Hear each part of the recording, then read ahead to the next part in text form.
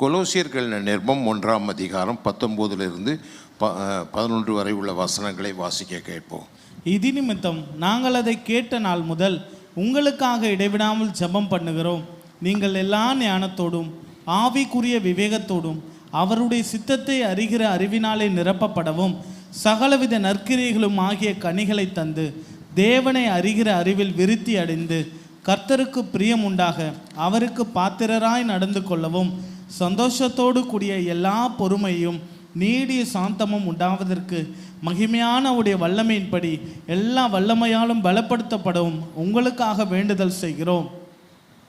எல்லாரும் கண்ணை மூடுவோம், தேவனை நோக்கி பார்ப்போம். ஒரு நிமிஷம் கண்ணை மூடி தேவனை நோக்கி பார்ப்போம். Thank you Lord. எல்லாரும் ஆண்டவர்கிட்ட கேளுங்க, என்னோடு பேசி என்னை பலப்படுத்தும் அப்பா. இன்றைக்கு கர்த்தர் நம் மத்தியில் இருக்கிறார். உங்கள் எல்லா பிரச்சனைக்கும் இயேசுதான் பதில். இன்றைக்கு அதற்கான பதிலை அவர் கொடுப்பார். அவரை நோக்கி பார்த்த முகங்கள் பிரகாசிக்கும். வெட்கப்பட்டு போனதில்லை, நீங்கள் வந்த வண்ணமாய் திரும்பி போவதில்லை. உங்களை பலப்படுத்துவார், உங்களை விடுவிப்பார். கர்த்தர் உங்களோடு இருந்து பெரிய காரியங்களை செய்யும்படி உங்களை அழைத்திருக்கிறார். இன்றைக்கு நாங்கள் கர்த்தர் உங்களை பெரிய காரியங்கள் செய்யும்படி உங்களை அழைத்திருக்கிறார். கர்த்தர் உங்களோடு கூட இருப்பார். ஹல்லேலூயா, ஹல்லேலூயா. தேவனால் கூடாத காரியம் ஒன்றுமில்லை, தேவனால் கூடாத காரியம் ஒன்றும் இல்லை. கர்த்தர் உங்களுக்கு அதிசயங்களையும் அற்புதங்களையும் செய்ய போகிறார். கர்த்தரை நோக்கி பார்த்த முகங்கள் பிரகாசிக்கும். எல்லாம் ஆமென். Thank you Lord. ஹல்லேலூயா. அபிஷேகம் பெற்ற பிள்ளைகள் இன்றைக்கி தான் நீங்கள் பெற்றிருக்கிறீங்க. இது அற்பமான ஆரம்பம் என்று எண்ணாதீங்க. கர்த்தர் உங்களை கொண்டு மகிமையான காரியங்களை செய்வார். ஹல்லேலூயா. தேவன் வல்லமை உள்ள தேவன், பராக்கிரம் நிறைந்த தேவன். அவரால் செய்யக்கூடாத அதிசயமான காரியம் உலகத்தில் ஒன்றுமில்லை. Hallelujah. Thank you, thank you, thank you Lord, thank you Lord. நீர் பெரிய காரியங்களை செய்ய போவதற்காய் நன்றி. வழி நடத்தும் பிள்ளைகளை ஆசீர்வதியும். இன்றைக்கு பிள்ளைகளை உற்சாகப்படுத்தும். இயேசுவின் மூலம் கேட்கிறோம் பிதாவே, ஆமென். மீண்டும் வசனத்தை வாசிக்க கேட்போம். எல்லாரும் வேத புஸ்தகத்தை திறந்துக்கோங்க. கொலோசியர் 1ஆம் அதிகாரம் 9 11 வரை உள்ள வசனங்கள். இது நிமித்தம் நாங்கள் அதை கேட்ட நாள் முதல் உங்களுக்காக இடைவிடாமல் ஜெபம் பண்ணுகிறோம். நீங்கள் எல்லா ஞானத்தோடும் ஆவிக்குரிய விவேகத்தோடும் அவருடைய சித்தத்தை அறிகிற அறிவினாலே நிரப்பப்படவும் சகலவித நற்கிரியைகளுமாகிய கனிகளை தந்து தேவனை அறிகிற அறிவில் விருத்தி அடைந்து கர்த்தருக்கு பிரியம் உண்டாக அவருக்கு பாத்திரராய் நடந்து கொள்ளவும் சந்தோஷத்தோடு கூடிய எல்லா பொறுமையும் நீடிய சாந்தமும் உண்டாவதற்கு மகிமையான உடைய வல்லமையின்படி எல்லா வல்லமையாலும் பலப்படுத்தப்படவும் உங்களுக்காக வேண்டுதல் செய்கிறோம். பரிசுத்த பவுல் கொலோசியர் சபைக்காக செய்கிற ஒரு ஜெபம், ஒரு வேண்டுதல். இந்த சபைக்கு ஜெபிக்க ஆரம்பிக்கும் போது சொல்லுகிறார், இதன் நிமித்தம்ங்கிறார். எதன் நிமித்தம் என்றால் 3வது வசனம் சொல்லுது, கிறிஸ்துவின் மேலுள்ள உங்கள் விசுவாசத்தையும் பரிசுத்தவான்கள் எல்லார் மேலும் வைத்திருக்கிற அன்பையும். இந்த கொலோசியர் பட்டணத்தில் இருக்கிற ஜனங்கள் கிறிஸ்துவின் மேல் விசுவாசம் உள்ளவர்களாக இருந்தார்கள். பரிசுத்தவான்கள் மேல் உள்ள அன்பையும் குறித்து கேள்விப்பட்டோம். இயேசு மேலே விசுவாசம் வைத்திருந்தார்கள். பரிசுத்தவான்களோடு அவர்கள் அன்பை குறித்து அவர் கேள்விப்பட்ட போது நாங்கள் என்ன செய்தோம், அதை கேள்விப்பட்ட உடனே உங்களுக்காக நாங்கள் இடைவிடாது ஜெபம் பண்ணுறோங்கிறார். என்ன ஜெபிக்கிறார்னா, நீங்கள் எல்லா ஞானத்தோடும் ஆவிக்குரிய விவேகத்தோடும் அவருடைய சித்தத்தை அறிகிற அறிவை நிரப்பப்படவும். நீங்கள் எல்லா ஞானத்தோடும் ஆவிக்குரிய விவேகத்தோடும் அவருடைய சித்தத்தை அறிகிற அறிவினாலே நீங்கள் நிரப்பப்பட வேண்டும் என்று நான் உங்களுக்காக பிரார்த்தனை செய்கிறேன் என்கிறார். ஞானத்தோடும் எல்லா ஞானத்தோடுங்கிறார். நீங்கள் எல்லாரும் எல்லா ஞானத்தோடும் நிரம்பணுங்கிறது தேவ சித்தமாக இருக்கிறது. எல்லா ஞானத்தோடு நிரம்ப வேண்டுமானால் நீதிமொழி 11ஆம் அதிகாரம் 2வது வசனம் சொல்லுகிறது, தாழ்ந்த சிந்தை உள்ளவனுக்கு ஞானம் உண்டாகும் என்று சொல்லப்படுது. தாழ்ந்த சிந்தை இருந்தால், தாழ்மையான சிந்தை உங்களுக்குள் இருந்தால் ஞானம் உண்டாகும். எல்லாரும் சொல்லுங்கள், தாழ்மையான சிந்தை இருந்தால் ஞானம் உண்டாகும். ஹல்லேலூயா. எத்தனை பேர் ஞானவானா இருக்கணும்னு விரும்புகிறீங்க? கைகளை உயர்த்தி காட்டுங்க. ஹல்லேலூயா, ஹல்லேலூயா. தாழ்ந்த சிந்தை இருந்தால் உங்களுக்கு ஞானம் உண்டாகும். ஆமென். அநேக முறை அநேக மக்கள் ரட்சிக்கப்படாததுக்கு காரணம் என்ன? அவர்களுக்குள்ளே தாழ்ந்த சிந்தை இல்லை. தங்களை பெரியவனாக எண்ணிக்கொள்வார்கள், அவர்கள் தங்கள் மேன்மையானவர்களாக எண்ணிக்கொள்வார்கள், தங்கள் வாழ்க்கை குறித்து பெருமையாக எழுதி கொள்வார்கள். தங்களுக்குள்ள ஈகோ என்ன செய்யும்? அவர்கள் இயேசுவிடத்தில் வரவிடாதபடி தடை செய்து கொண்டே இருக்கும். ஆனால் பாருங்கள், லூக்கா எழுதின சுவிசேஷம் 1ஆம் அதிகாரம் 17வது வசனத்தை வாசிக்கும் பொழுது யோவான் ஸ்நானன் மேல் ஒரு அபிஷேகத்தை கர்த்தர் வைத்தார். என்ன அபிஷேகம் என்று பாருங்கள். பிதாக்களுடைய இருதயங்களை பிள்ளைகளிடத்திற்கும் கீழ்ப்படியாதவர்களை நீதிமான்களுடைய ஞானத்திற்கும் திருப்பி உத்தமமான ஜனத்தை கர்த்தருக்கு ஆயத்தம் படுத்தும்படியாக அவன் எலியாவின் ஆவியும் பலமும் உடையவனாய் அவருக்கு முன்னே நடப்பான் என்றான். இந்த யோவான் ஸ்நானகன் காலத்திற்கு முன்பாக 400 ஆண்டுகள் இருண்ட வருஷம். இந்த 400 ஆண்டுகள் தீர்க்கதரிசிகளும் வரவில்லை, தேவனுடைய ஊழியக்காரர்களும் எழும்பவில்லை. சபையான அன்றைய தினத்திலே யூத ஜனங்கள் மிகவும் பின்மாறி போய் கொண்ட ஒரு காலத்தில் இருந்தார்கள்.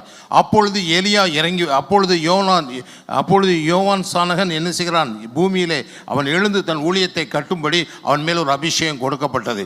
அந்த அபிஷேகம் என்ன? எலியாவினுடைய அபிஷேகம் அவன் மேல் இருந்ததாக வேதம் சொல்லுகிறது. அந்த எலியாவின் அபிஷேகம் என்ன? பிதாக்களுடைய இருதயத்தை பிள்ளைகளிடத்திற்கும், எப்படி ஆபிரகாம், ஈசாக்கு, யாக்கோப்பு இருந்தார்களோ அப்படியே இந்த நாட்களில் உள்ள அவர்கள் இருதயங்களை மாற்றும்படி கர்த்தர் இறங்கி வந்தார். கீழ்ப்படியாதவர்களை சொல்லுங்க, யாரை? கீழ்ப்படியாதவர்களை நீதிமானுடைய ஞானத்திற்கு திருப்பும்படியாக. கீழ்ப்படியாதவர்களை என்ன செய்தாராம்? நீதிமானுடைய ஞானத்துக்கு திருப்பும்படியாக. நீங்கள் நல்லா கவனிக்கணும். வசனத்திற்கு கீழ்ப்படுகிறவன் ஞானம் உள்ளவன், வசனத்துக்கு கீழ்ப்படியாதவன் ஞானம் இல்லாதவன் என்று வேதம் சொல்லுகிறது. இந்த புஸ்தகம் ஞான புஸ்தகம். இந்த ஞான புஸ்தகத்தை படிக்கிறவன் எவனும் ஞானவானாக இருப்பான். அவன் பேதையாக இருந்தாலும் திசை கட்டு போவதில்லை. காரணம், இந்த புஸ்தகம் ஞான புஸ்தகம். அருமையான தெய்வத்தினுடைய பிள்ளைகளே, உங்கள் வாழ்க்கையில் ஞானம் வேண்டும் என்று விரும்ப வேண்டும். அப்போ அவன் பிரசங்கத்தை கேட்ட மனிதர்கள் என்ன செய்தார்கள்? கீழ்ப்படியாதவர்களை நீதிமானுடைய ஞானத்திற்கும். அப்போ நீதிமான்கள் எல்லாம் ஞானம் உள்ளவர்களாக இருக்கிறார்கள். காரணம், அவர் நீதியின் வசனத்தில் வாழ்கிறார்கள், அவர்கள் ஞானம் உள்ளவர்களாக இருக்கிறார்கள்.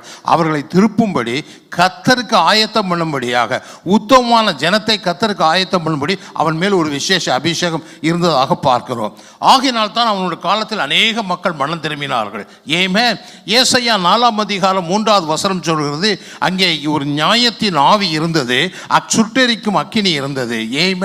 அங்கே பாருங்க, சியோன் குமாரத்தின் அழுக்கை கழுவி நியாயத்தின் ஆவினாலும் சுட்டெரிப்பின் ஆவினாலும், திருப்ப சொல்ல நல்லா கவனிங்க, நியாயத்தின் ஆவினாலும் சுட்டெரிப்பின் ஆவினாலும் ஜெருசலேம் இரத்தப்பழி அவர் நடுவில் இருந்து நீக்குவேன் என்று சொன்னார். இன்னைக்கு அருமையான தெய்வத்தினுடைய பிள்ளைகளே, இந்த எலியாவின் ஆவி என்ன செய்தது? அநியாயத்தில் இருக்கிற மக்களை நியாயத்தின் பக்கமாக திருப்பினது. அது மாத்திரமல்ல, மனிதனுடைய அஸ்கிரமங்களை எல்லாம் அந்த அக்கினியானது சுட்டெரித்தது. ஆகையினால் அவர்கள் பாவ வாழ்க்கை விட்டு மனம் திரும்பினார்கள். எலியா ஜெபித்த உடனே அக்கினி இறங்கினது என்று சொல்கிறோம். அக்கினி பலிபீடத்தின் மேல் மட்டும் இறங்கல, ஒவ்வொரு ஆத்துமா மேல் அந்த அக்கினி இறங்கினதுனாலே தங்கள் பொல்லாத வழிகளை விட்டு, விக்கிர ஆராதனைகளை விட்டு, தங்களுடைய குறுகிய தவறான பழக்கங்களை விட்டு கர்த்தரே தெய்வம் என்று தங்களை ஒப்புக் கொடுக்கும்படி செய்தது. இன்னைக்கு அருமையான தெய்வத்தினுடைய பிள்ளைகளே, அதுதான் எலியாவினுடைய ஆவி. அந்த ஆவி இறங்கினது. அருமையான தெய்வத்தினுடைய பிள்ளைகளே, எலியா எப்படி பிரசங்கித்தான் பாருங்கள். மத்தேயு 3ஆம் அதிகாரம் 7, 8, 9, 10 அவன் பிரசங்கத்தை கேட்கும்படியாக பரிசேயர்களும் சதிசேயர்களும் அநேகர் வந்தார்கள். வந்து ஞானஸ்தானம் பெற்றார்கள். பிரசங்கத்தை கேட்டு மனம் திரும்பினார்கள். நல்லா புரிஞ்சுக்கணும், பரிசேயர்கள் சதிசேயர் அந்த நாட்களில் நீண்ட அங்கி போட்டுக்கொண்டு நீளமாக ஜெபிப்பதாகவும் பார்க்கிறோம். இதே இயேசு கிறிஸ்து அவர்களை பார்த்து வெள்ளையடிக்கப்பட்ட கல்லறை என்று சொன்னார். அவர்கள் மனம் திரும்பினார்கள். பாருங்க, வாசிக்க கேட்போம். பரிசேயரிலும் சதிசேயரிலும் அநேகர் தன்னிடத்திற்கு ஞானஸ்தானம் பெறும்படி வருகிறதை அவன் கண்டு, விரியன் பாம்பு குட்டிகளே, வரும் கோபத்துக்கு தப்பித்துக் கொள்ள உங்களுக்கு வகை காட்டினவன் யார்? அவர்களை பார்த்து, விரியன் பாம்பு குட்டிகளே, உங்களுக்கு வரப்போற தேவனுடைய கோபாக்கனை தப்புவதற்கு வழிகாட்டினது யார் என்றார். அடுத்த வசனம், மனம் திரும்புதலுக்கு ஏற்ற கனிகளை கொடுங்கள். நீங்கள் மனம் திரும்புதலுக்கு ஏற்ற கனிகளை கொடுங்கள். அடுத்த வசனம், ஆபிரகாம் எங்களுக்கு தகப்பன் என்று உங்களுக்குள்ளே சொல்லிக் கொள்ள நினையாதிருங்கள். தேவன் இந்த கல்லுகளினாலே ஆபிரகாமுக்கு பிள்ளைகளை உண்டு பண்ண வல்லவராய் இருக்கிறார். நாங்க ஆபிரகாமு பிள்ளைகள் என்று சொல்லி நீங்கள் பெருமையா பேசினா நிறுத்திடுங்கப்பா.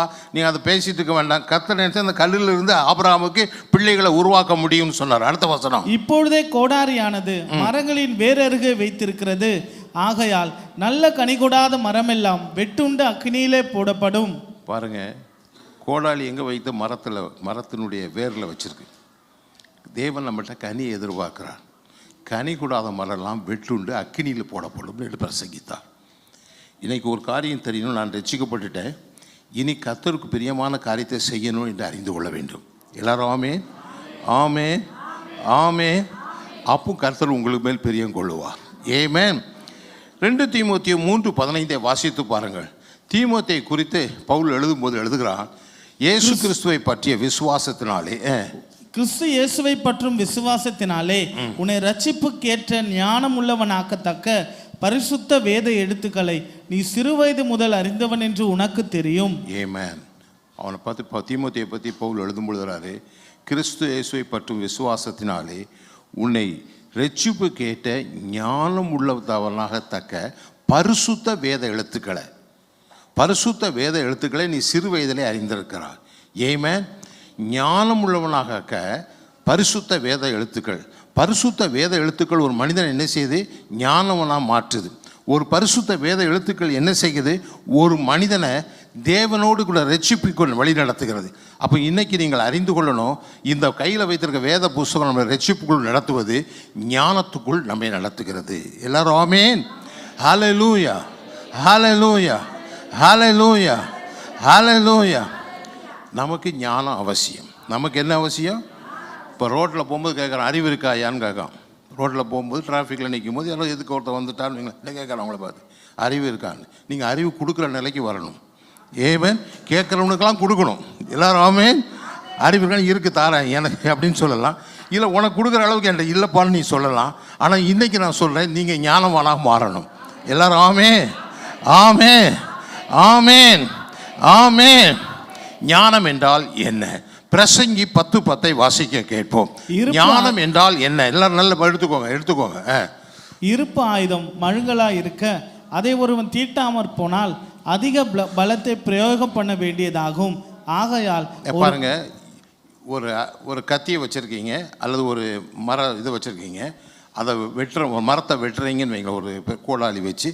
அது முழுங்கையாக இருந்தால் நிறைய கஷ்டப்பட வேண்டியதாக இருக்கும். அதை கூர்மைப்படுத்தினால் எளிதாக வெட்டி விடலாம் என்று சொல்லிட்டு, ஆகையால் ஒரு காரியத்தை செவ்வையாய் செய்வதற்கு ஞானமே பிரதானம். ஒரு காரியத்தை செவ்வையாய் செய்வதற்கு, அப்போ ஞானம்னா என்ன? ஒரு காரியத்தை செம்மையாய் செய்வதற்கு ஞானமே பிரதானம். ஞானம் இருந்தால் எந்த காரியத்தை செம்மையாக செய்வீங்க. அல்லேலூயா அல்லேலூயா. அமெரிக்கா போன்ற நாடுகள் அதை புரிஞ்சுக்கிட்டான். வேலைக்கு சேரும்போது என்ன செய்ய மாட்டான்? சர்டிஃபிகேட்டெல்லாம் புரட்டி பார்க்க மாட்டான். உனக்கு அந்த வேலை தெரியுமான்னு கேட்பான். தெரிஞ்சால் கொடுத்துருவான். இப்போ இந்தியாவிலேயும் மாறிக்கிட்டே வருது. முந்தி பிஇ படித்தா தான் வேலைக்கு அந்த வேலை இந்த வேலைண்ணா. இப்போ அப்படி உனக்கு தெரியுமா? உனக்கு உடனே அப்பாயின்மெண்ட் கொடுக்குறாங்கண்ணா. உன்னால் செய்ய முடியுமான்னு கேட்கான். அதுதான் ஞானம். அதுதான் ஞானம். எத்தனை பேருக்கு நான் சொல்லுவது புரியுது? ஏமேன். ஒரு காரியத்தை செவ்வையாய் செய்வதற்கு ஞானமே பிரதானம். எல்லாரும் ஆமேன். ஒரு வாழையை சிரம்பட செய்வதற்கு ஞானமே பிரதானம். ஏமேன். பிரசங்கி 7:12 ஞானம் கேடகம், திரவியமும் கேடகம். ஞானம் தன்னை உடையவர்களுக்கு ஜீவனை தரும். இதுவே அறிவின் மேன்மை. ஞானம் கேடகம். ஞானம் இருந்தால் அது உனக்கு ஒரு கேடம் மாதிரி உன்னை பாதுகாத்துக்கணும். திரவியம் என்பது பணம். பணமும் உனக்கு ஒரு கேடகமாக இருக்கான். ஞானம் என்ன செய்கிறது? உன்னை உடையவனுக்கு ஜீவனை தரும். ஏமேன். ஞானம் யாருக்கு இருக்குதோ அவனுக்கு அது ஜீவனை தரும் என்று சொல்லப்பட்டிருக்கிறது. ஏமேன். முதல்ல நல்லா கவனிங்க. மிருகத்துக்கு 5 அறிவு, மனுஷனுக்கு 6 அறிவு. தேவனை அறிந்திருக்கிறவர்களுக்கு 7வது அறிவு உண்டாகிறது. அதனால தான் நீங்கள் ஞானம் பெற்றுட்டீங்கன்னு ஸ்தானம் கொடுக்குறோம். அது பேர் ஞானஸ்தானம். எல்லாருமே இந்த 7வது அறிவு என்ன செய்யும்? உன் ஆவி மனித ஆவி, உனக்குள்ள இருக்கிற மனித ஆவி மரித்திருந்த, பாவத்தினால் மரித்திருந்த ஆவி இயேசுவை ஏற்றுக்கொண்ட உடனே அது ஜீவன் பெறுகிறது. அந்த ஆவியினால் நீ தேவனோடு தொடர்பு கொள்ளுகிறாய். எல்லாரும் ஆமே ஆமே. ஹல்லேலூயா ஹல்லேலூயா. ரோமர் 10ஆம் அதிகாரம் 9-10 வசனங்களை வாசிக்க கேட்போம். என்னவென்றால் கர்த்தராகிய இயேசுவை நீ உன் வாயினாலே அறிக்கையிட்டு, கர்த்தராகிய இயேசுவை உன் வாயினால், கர்த்தர் என்று தேவன் என்று இயேசுவை தேவன் என்று உன் வாயினால் அறிக்கையிட்டு, தேவன் அவரை மரித்தோரிலிருந்து எழுப்பினார் என்று, தேவன் அவரை மரித்தோர் என்று எழுப்பினால் இருதயத்தில் விசுவசித்தால் ரட்சிக்கப்படுவாய். தேவன் இயேசுவை ஆண்டவர் என்று யாரெல்லாம் அறிக்கை செய்கிறீர்களோ அவர்கள் அறிக்கையிட்டு தேவன் இயேசுவை மரித்தோரிலிருந்து எழுப்பினார் என்று, இயேசு என் பாவங்களுக்காக மரித்து அடக்கம் செய்யப்பட்டு 3ஆம் நாள் உயிர்த்தெழுந்தார் என்று விசுவாசிக்கிறவன் ரட்சிக்கப்படுவான். அடுத்த வசனம், நீதி உண்டாக இருதயத்திலே விசுவாசிக்கப்படும். இயேசு எனக்காக சிலுவையிலே பாடுபட்டு மரித்து உயிர்த்தெழுந்தார் என்று விசுவாசிக்கும் போது இருதயத்திலே நீதி உண்டாகும். தேவ வசனத்தோடு உன் வாழ்க்கையை ஒத்துக்கொள்ளும் பொழுது உன் இருதயத்திலே நீதி உண்டாகும். ரட்சிப்பு உண்டாக வாயினால் அறிக்கை செய்யப்படும். வாயை திறந்து நீ பேசும்போது ரட்சிப்பு உண்டாகும். அதனால தான் ஆல்டர் ஹாலில் முன்னால் கூப்பிட்டு உன் வாயால் காது கேட்கும்படியாக சொல்கிறோம், இயேசுவே ஆண்டவர் என்றும் இயேசு என் பாவத்துக்காக மரித்தார் என்றும் 3ஆம் நாள் உயிரோடு எழுந்தார் என்று சொல்லும்போது அப்பொழுது நீ மறுபடியும் பிறக்கிறாய். ஒருவன் கிறிஸ்து இயேசுவுக்குள் இருந்தால் புதிய திஷ்டியாய் இருக்கிறான், பழையவை எல்லாம் மறைந்து போயின. எல்லாரும் ஆமேன், ஆமேன், ஹல்லேலூயா. பறவையெல்லாம் என்ன செய்தன? மறைந்து போயின. ஆமென். தேவ பிள்ளையே, கர்த்தரோடு கூட அந்த அனுபவத்தை நமக்கு கர்த்தர் கொடுத்தா நீ கர்த்தருடைய பிள்ளையாக மாறிட்டாய். ஆமென். நீதிமொழியின் புஸ்தகம் 2ஆம் அதிகாரம் 7வது வசனத்தை பாருங்க. நீதிமானுக்காக மெய் ஞானம் வைக்கப்பட்டிருக்கிறது. ஆமென். நீதிமானுக்காக பரலோகத்தில் என்ன வைக்கப்பட்டிருக்கிறது? நீதிமானுக்காக மெய் ஞானம் வைக்கப்பட்டிருக்கிறது. நல்லா கவனிங்க. ஞானம் என்று சொன்னால் யாருக்கு ஞானம்? ஞானங்கிறத முதல்ல யாருன்னு, தேவன் ஒருவரே ஞானம் உள்ளவர். சொல்லுங்க, தேவன் ஒருவரே ஞானம் உள்ளவர். ரோமர்கள் நிருபம் 6:27, தாம் ஒருவரே ஞானம் உள்ளவருமா இருக்கிற தேவனுக்கு பாருங்க, தாம் ஒருவரே ஞானம் உள்ளவர். சொல்லுங்க, தேவன் ஒருவரே ஞானம் உள்ளவர். 1 தீமோத்தேயு 1ஆம் அதிகாரம் 17வது வசனம் இதே காரியத்தை சொல்லுது பாருங்க.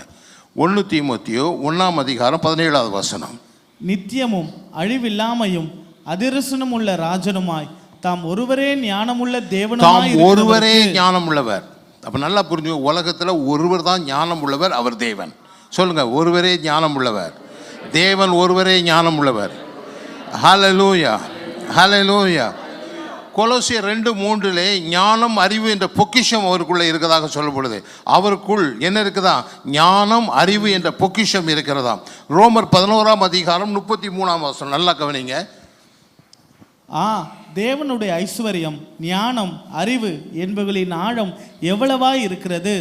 அவருடைய நியாயத்தீர்ப்புகள் அளவிடப்படாதவைகள், அவருடைய வழிகள் ஆராயப்படாதவைகள். தேவனுடைய ஐஸ்வர்யம் ஞானம் அறிவு என்பவை ஆழம் எவ்வளவு பெரிதாக இருக்கிறது. ஆழம் எவ்வளவு பெரிதாக, தேவனுடைய ஞானத்தின் ஆழம் எவ்வளவு பெரிதாக இருக்கிறது. அவருடைய நியாய தீர்ப்புகள் அளவிடப்படாதவைகள். ஆமென். அவருடைய வழிகள் ஆராயப்படாதவைகள். நல்லா கவனிங்க, தேவனுடைய ஞானம் அளவிடப்படாதவை. சொல்லுங்க, தேவனுடைய ஞானம் அளவிடப்படாதவைகள். அளக்கவே முடியாது. எவ்வளோ ஆழம் இருக்குன்னே தெரியாது. சமுத்திரத்தில் சில ஆழமான பகுதியில் போனீங்கன்னா எவ்வளவு டீப் ஆழம் இருக்குன்னே தெரியாது. ஆமென். எவ்வளோ ஆழம் இருக்குன்னே தெரியாது, அவ்வளோ ஆழம் போயிட்டு இருக்குது. ஆமென். அப்படி தேவனுடைய ஞானத்தை அளக்கவே முடியாது. நான் ஒரு நாள் இதே போல் ஆராதனை நடத்திட்டு கடைசி ஜெபம் பண்ணுறேன். கர்த்தர் கிருபையாக ஒரு காரியத்தை காண்பிச்சார். இயேசுடைய முகத்தை பார்க்கிறேன்.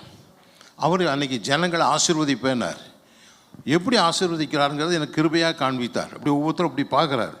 இப்படிங்கிறதுக்குள்ள ஒரு ஆளை பார்த்தோன்னே அவருடைய வாழ்க்கை முழுவதும் அவருக்கு நிர்வாணமாக தெரியுது. சிறு வயது போது இதுவரை தெரியுது. பார்த்துட்டு அதுக்கு ஏற்றபடி ஆசீர்வாதம் மேலே இறங்குது. நான் அதை பார்த்து ஒரு நிமிஷம் நடுங்கி போயிட்டேன். ஏன்னா ஒரு நாள் நியாய தீர்ப்பில் அவருக்கு முன்னால் போய் நிற்கணும். நிற்கும் போது இப்படி தான் நடக்கும். ஏன்னா இப்படிங்கிறதுக்குள்ள நீ யாருன்னு அவருக்கு தெரியும். ஒரு வார்த்தை சொல்லுவார், நீ வாயை மூடிட்டு பின்னால் போயிடுவார். எத்தனை பேருக்கு நான் சொல்கிறது புரியுது? எது? அதுதான் அவருடைய ஞானம், அதுதான் அவருடைய ஞானம். எல்லாரும் ஆமேன், ஆமேன், ஹல்லேலூயா. அதை அளவிடவே முடியாது. ஆமென். இந்த ஞானம் எப்படி வருகிறது என்று பார்க்க போகிறோம். இந்த ஞானம் எப்படி வருகிறது? 1 கொரிந்தியர் 1ஆம் அதிகாரம் 24வது வசனத்தை வாசிக்கும் பொழுது, நீ இயேசுவை ஏற்றுக்கொள்ளும் போது இயேசு உன் இருதயத்துக்குள் வருகிறார்.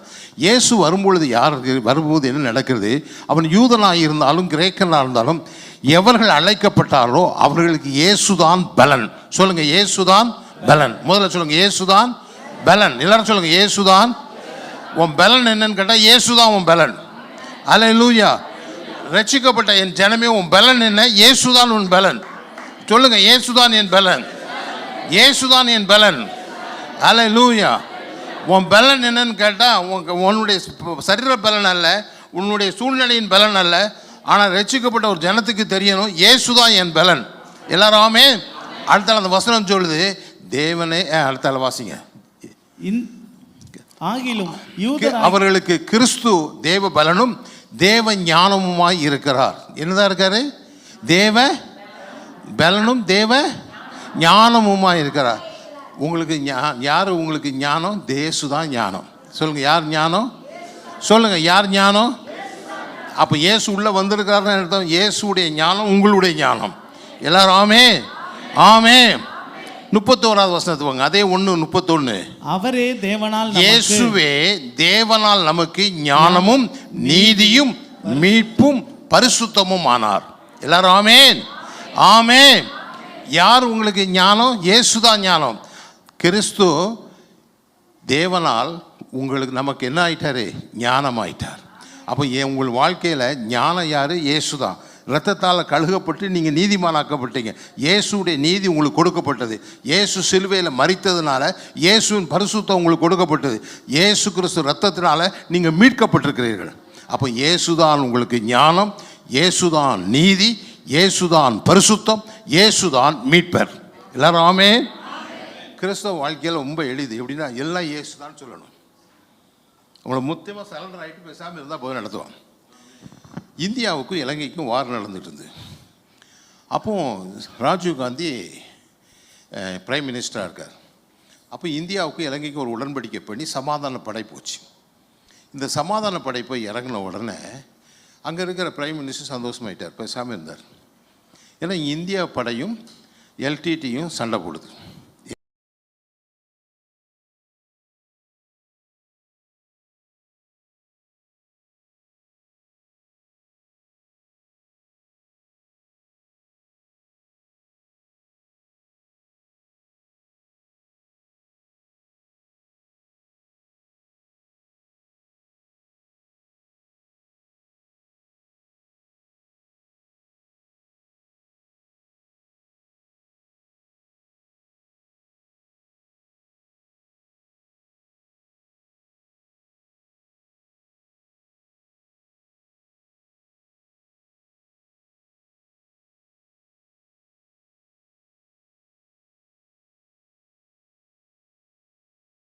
கொடுத்துட்டா அவர் ஞானம், அவர் நீதி, அவர் பரிசுத்தம், அவர் மீட்பு உனக்கு உண்டாகும். உன் வாழ்க்கையில் நெருக்கங்கள் வரும் பொழுது அவர் இறங்கி வந்து உனக்காக யுத்தம் பண்ணுவார். எத்தனை பேர் ஒப்பு கொடுக்க ஆயத்தமாக இருக்கிறீங்க? எத்தனை பேர் ஒப்பு கொடுக்க ஆயத்தமாக இருக்கிறேன்? ஹல்லேலூயா ஹல்லேலூயா. ஒப்பு கொடுங்க, கர்த்தர் நடத்துவார். ஏமே இந்த ஞானம் நம்முடைய வாழ்க்கையில் எப்படி ஆரம்பிக்குதான்? நீதிமொழி 1:7 சொல்லுது, கர்த்தருக்கு பயப்படுதல் ஞானத்தின் ஆரம்பம். என்னைக்கு தேவ வார்த்தையை கண்டு ஒரு மனிதன் நடுங்குகிறானோ அவன் ஞானவானாக இருக்கிறான். எல்லாரும் ஆமேன் ஆமேன். இந்த பிரசங்கிக்கிற இந்த வசனத்தை கண்டு நடுங்கிறவன் ஞானவானாக இருக்கிறான். அதான் சொல்லுது, கர்த்தருக்கு பயப்படுதல் ஞானத்தின் ஆரம்பம். மூடர்கள் ஞானத்தையும் போதகத்தையும் அசட்டை பண்ணுவார்கள். யார் அசட்டை பண்ணுவார்கள்? மூடர்கள். யார் சொல்றாரு? மூடர்கள். வேதம் சொல்லுது, மூடர்கள் என்ன செய்வாங்க? ஞானத்தையும் போதகத்தையும் அசட்டை பண்ணுவார்கள். அவர்கள் மூடர்கள் என்று சொல்லப்பட்டிருக்கிறது. ஏமேன். அடுத்த வசனத்தை வாசிங்க. நீதிமொழியின் புஸ்தகம் 10ஆம் அதிகாரம் 9ஆம் அதிகாரம் 10வது வசனம். கர்த்தருக்கு பயப்படுதலே ஞானத்தின் ஆரம்பம், பரிசுத்தரின் அறிவே அறிவு. தேவனுடைய அறிவே அறிவு என்று சொல்கிறார். சங்கீதம் 111:10 1:1 துன்மார்க்கன் அதை கண்டு கர்த்தருக்கு பயப்படுதலே ஞானத்தின் ஆரம்பம். கர்த்தருக்கு பயப்படுதல் ஞானத்தின் ஆரம்பம். அவருடைய கற்பனைகளின்படி செய்கிற யாவருக்கும் நற்புத்தி உண்டு. கற்பனையின்படி செய்கிறவர்களுக்கு என்ன உண்டு?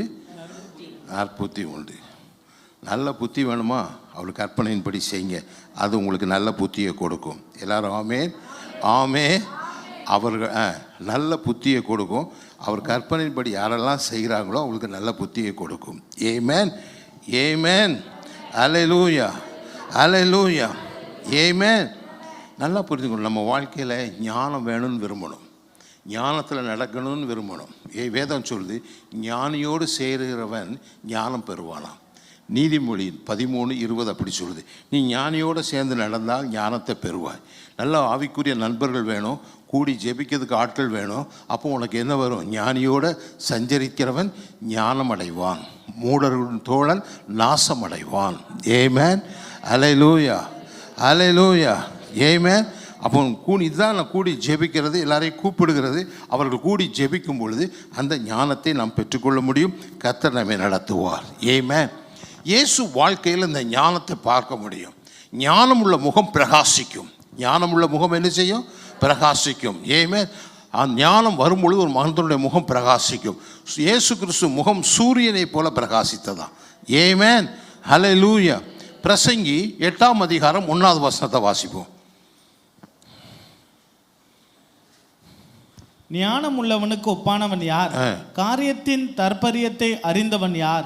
மனுஷனுடைய ஞானம் அவன் முகத்தை பிரகாசிக்க மனுஷனுடைய ஞானம் அவன் முகத்தை பிரகாசிக்க பண்ணும். அவன் மூர்க்கம் என்ன செய்யும்? அவன் முகத்தின் மூர்க்கம் மாறும். ஆமென். ஞானம் ஒரு முகத்தை என்ன செய்யும்? பிரகாசிக்க செய்யும். ஞானம் வர வர மூர்க்கம், கோபம் எல்லாம் ஓடி போயிடும். ஞானம் வர வர என்ன செய்யும்? கோபமெல்லாம் ஓடி போயிடும், கோப சுவாபம் வாங்கிடும். ஞான முகம் பிரகாசி. அதனால தான் இயேசு மறுரூபமலையில் மறுரூபம் ஆனபோது அவர் முகம் சூரியனை போல பிரகாசித்து, அப்படின்னா அவர் உள்ள ஞானம் வெளிப்பட்டது. எல்லாரும் ஆமென், ஆமென், ஆமென். மத்தேயு 13:54 அவர் சொந்த ஊருக்கு போகிறாரு. சொந்த ஊரில் இருக்கிறவங்களும் அவர் பிரசங்கத்தை கேட்டுட்டு ஆச்சரியப்பட்டு, இவனுக்கு இந்த ஞானமும் பலத்த செய்கையும் எப்படி வந்தது என்றார்கள். ஞானமும் பலத்தை செய்ய எப்படி வந்தது? நல்லா கவனிங்க. எங்கே ஞானம் இருக்கோ அங்கே என்ன உண்டு? பலத்த செய்கை உண்டு. எல்லாரும் சொல்லுங்க, ஞானம் இருந்தால் என்ன வரும்? பலத்த செய்கை உண்டு. மார்க்கு 6:2 பாருங்க. அங்கே அதே காரியத்தை திருப்பி சொல்லுங்க. ஓய்வு நாளான போது ஜெபாலயத்தில் உபதேசம் பண்ண தொடங்கினார். அநேகர் கேட்டு ஆச்சரியப்பட்டு, இவைகள் இவனுக்கு எங்கே இருந்து வந்தது? இவன் கையினால் இப்படிப்பட்ட பலத்த செய்கைகள், இவன் கைகளினால் இப்படிப்பட்ட பலத்த செய்கைகள் நடக்கும்படி இவனுக்கு கொடுக்கப்பட்ட ஞானம் எப்படிப்பட்டது? பலத்த செய்கைகள் நடக்கும்படி இவனுக்கு கொடுக்கப்பட்ட ஞானம் எப்படிப்பட்டதுனார். எல்லாரும் சொல்லுங்க, ஞானம் எங்கே இருக்கிறதோ அங்கே பலத்த செய்கை உண்டு. அல்லேலூயா, அல்லேலூயா. இயேசுவோடு கூட ஞானம் இருந்ததுனால அவர் செய்கையெல்லாம் பலத்த செய்கைகள் இருந்தது. மக்கள் ஆச்சரியப்பட்டாங்க. இவன் நசரேத் ஊரானவன் தானே, எங்கள் ஊருக்காரன் தானே, இவனை பற்றி நல்லா தெரியுமே, இவன் ஒரு கார்பெண்டர் பையன் தானே, இவனுக்கு எப்படி இந்த ஞானம் வந்தது என்று அவர்கள் கேட்டார்கள். எல்லாரும் ஆமென், அல்லேலூயா, அல்லேலூயா. இன்றைக்கி நீங்களும் நானும் இந்த வேத வசனத்தை படித்தீங்கன்னா, நீ பேதையாக இருந்தாலும் திசை கெட்டு போவதில்லை. கர்த்தர் உன்னை ஞானவானாக நிறுத்துவார். எல்லாரும் ஆமென். ஞானம் என்றால் பலத்த செய்கை இருக்கும். நீங்கள் பெரிய காரியத்தை செய்யும்படி கர்த்தர் உங்களை தெரிந்து கொண்டால், உங்களை ரட்சித்திருக்கிறார், உங்களை கொண்டு பெரிய காரியங்களை செய்வார். எல்லாரும் ஆமென், ஆமென். நீதிமொழி 6:6 சொல்லுகிறது, சோம்பேறியை நீ என்ன செய்யணும்? எறும்பிடத்தில் போய் என்ன செய்யணும்? ஞானத்தை கற்றுக்கொள்ள வேண்டும். யார் இடத்துல போய் ஞானத்தை கற்றுக்கொள்ளணும்? எறும்பிடத்தில். ஆமென். யார் இடத்துல போய் ஞானத்தை கற்றுக்கொள்ளணும்? அப்போ சோம்பேறி கர்த்தருக்கு பிரியலாதவன். எல்லாரும் பிடிச்சோம். சோம்பேறி கர்த்தருக்கு சொல்லுங்க, சோம்பேறி கர்த்தருக்கு பிரியம் இல்லாதவன். ஆமென்.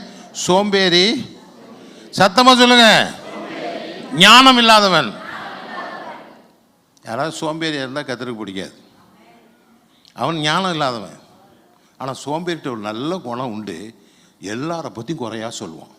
அது சரியில்லை, இது சரியில்லை. எங்கள் ஊரில் சொல்லுவான், ஆட தெரியாதவர்களுக்கு தெரு கோணலாக இருந்தது பழம்.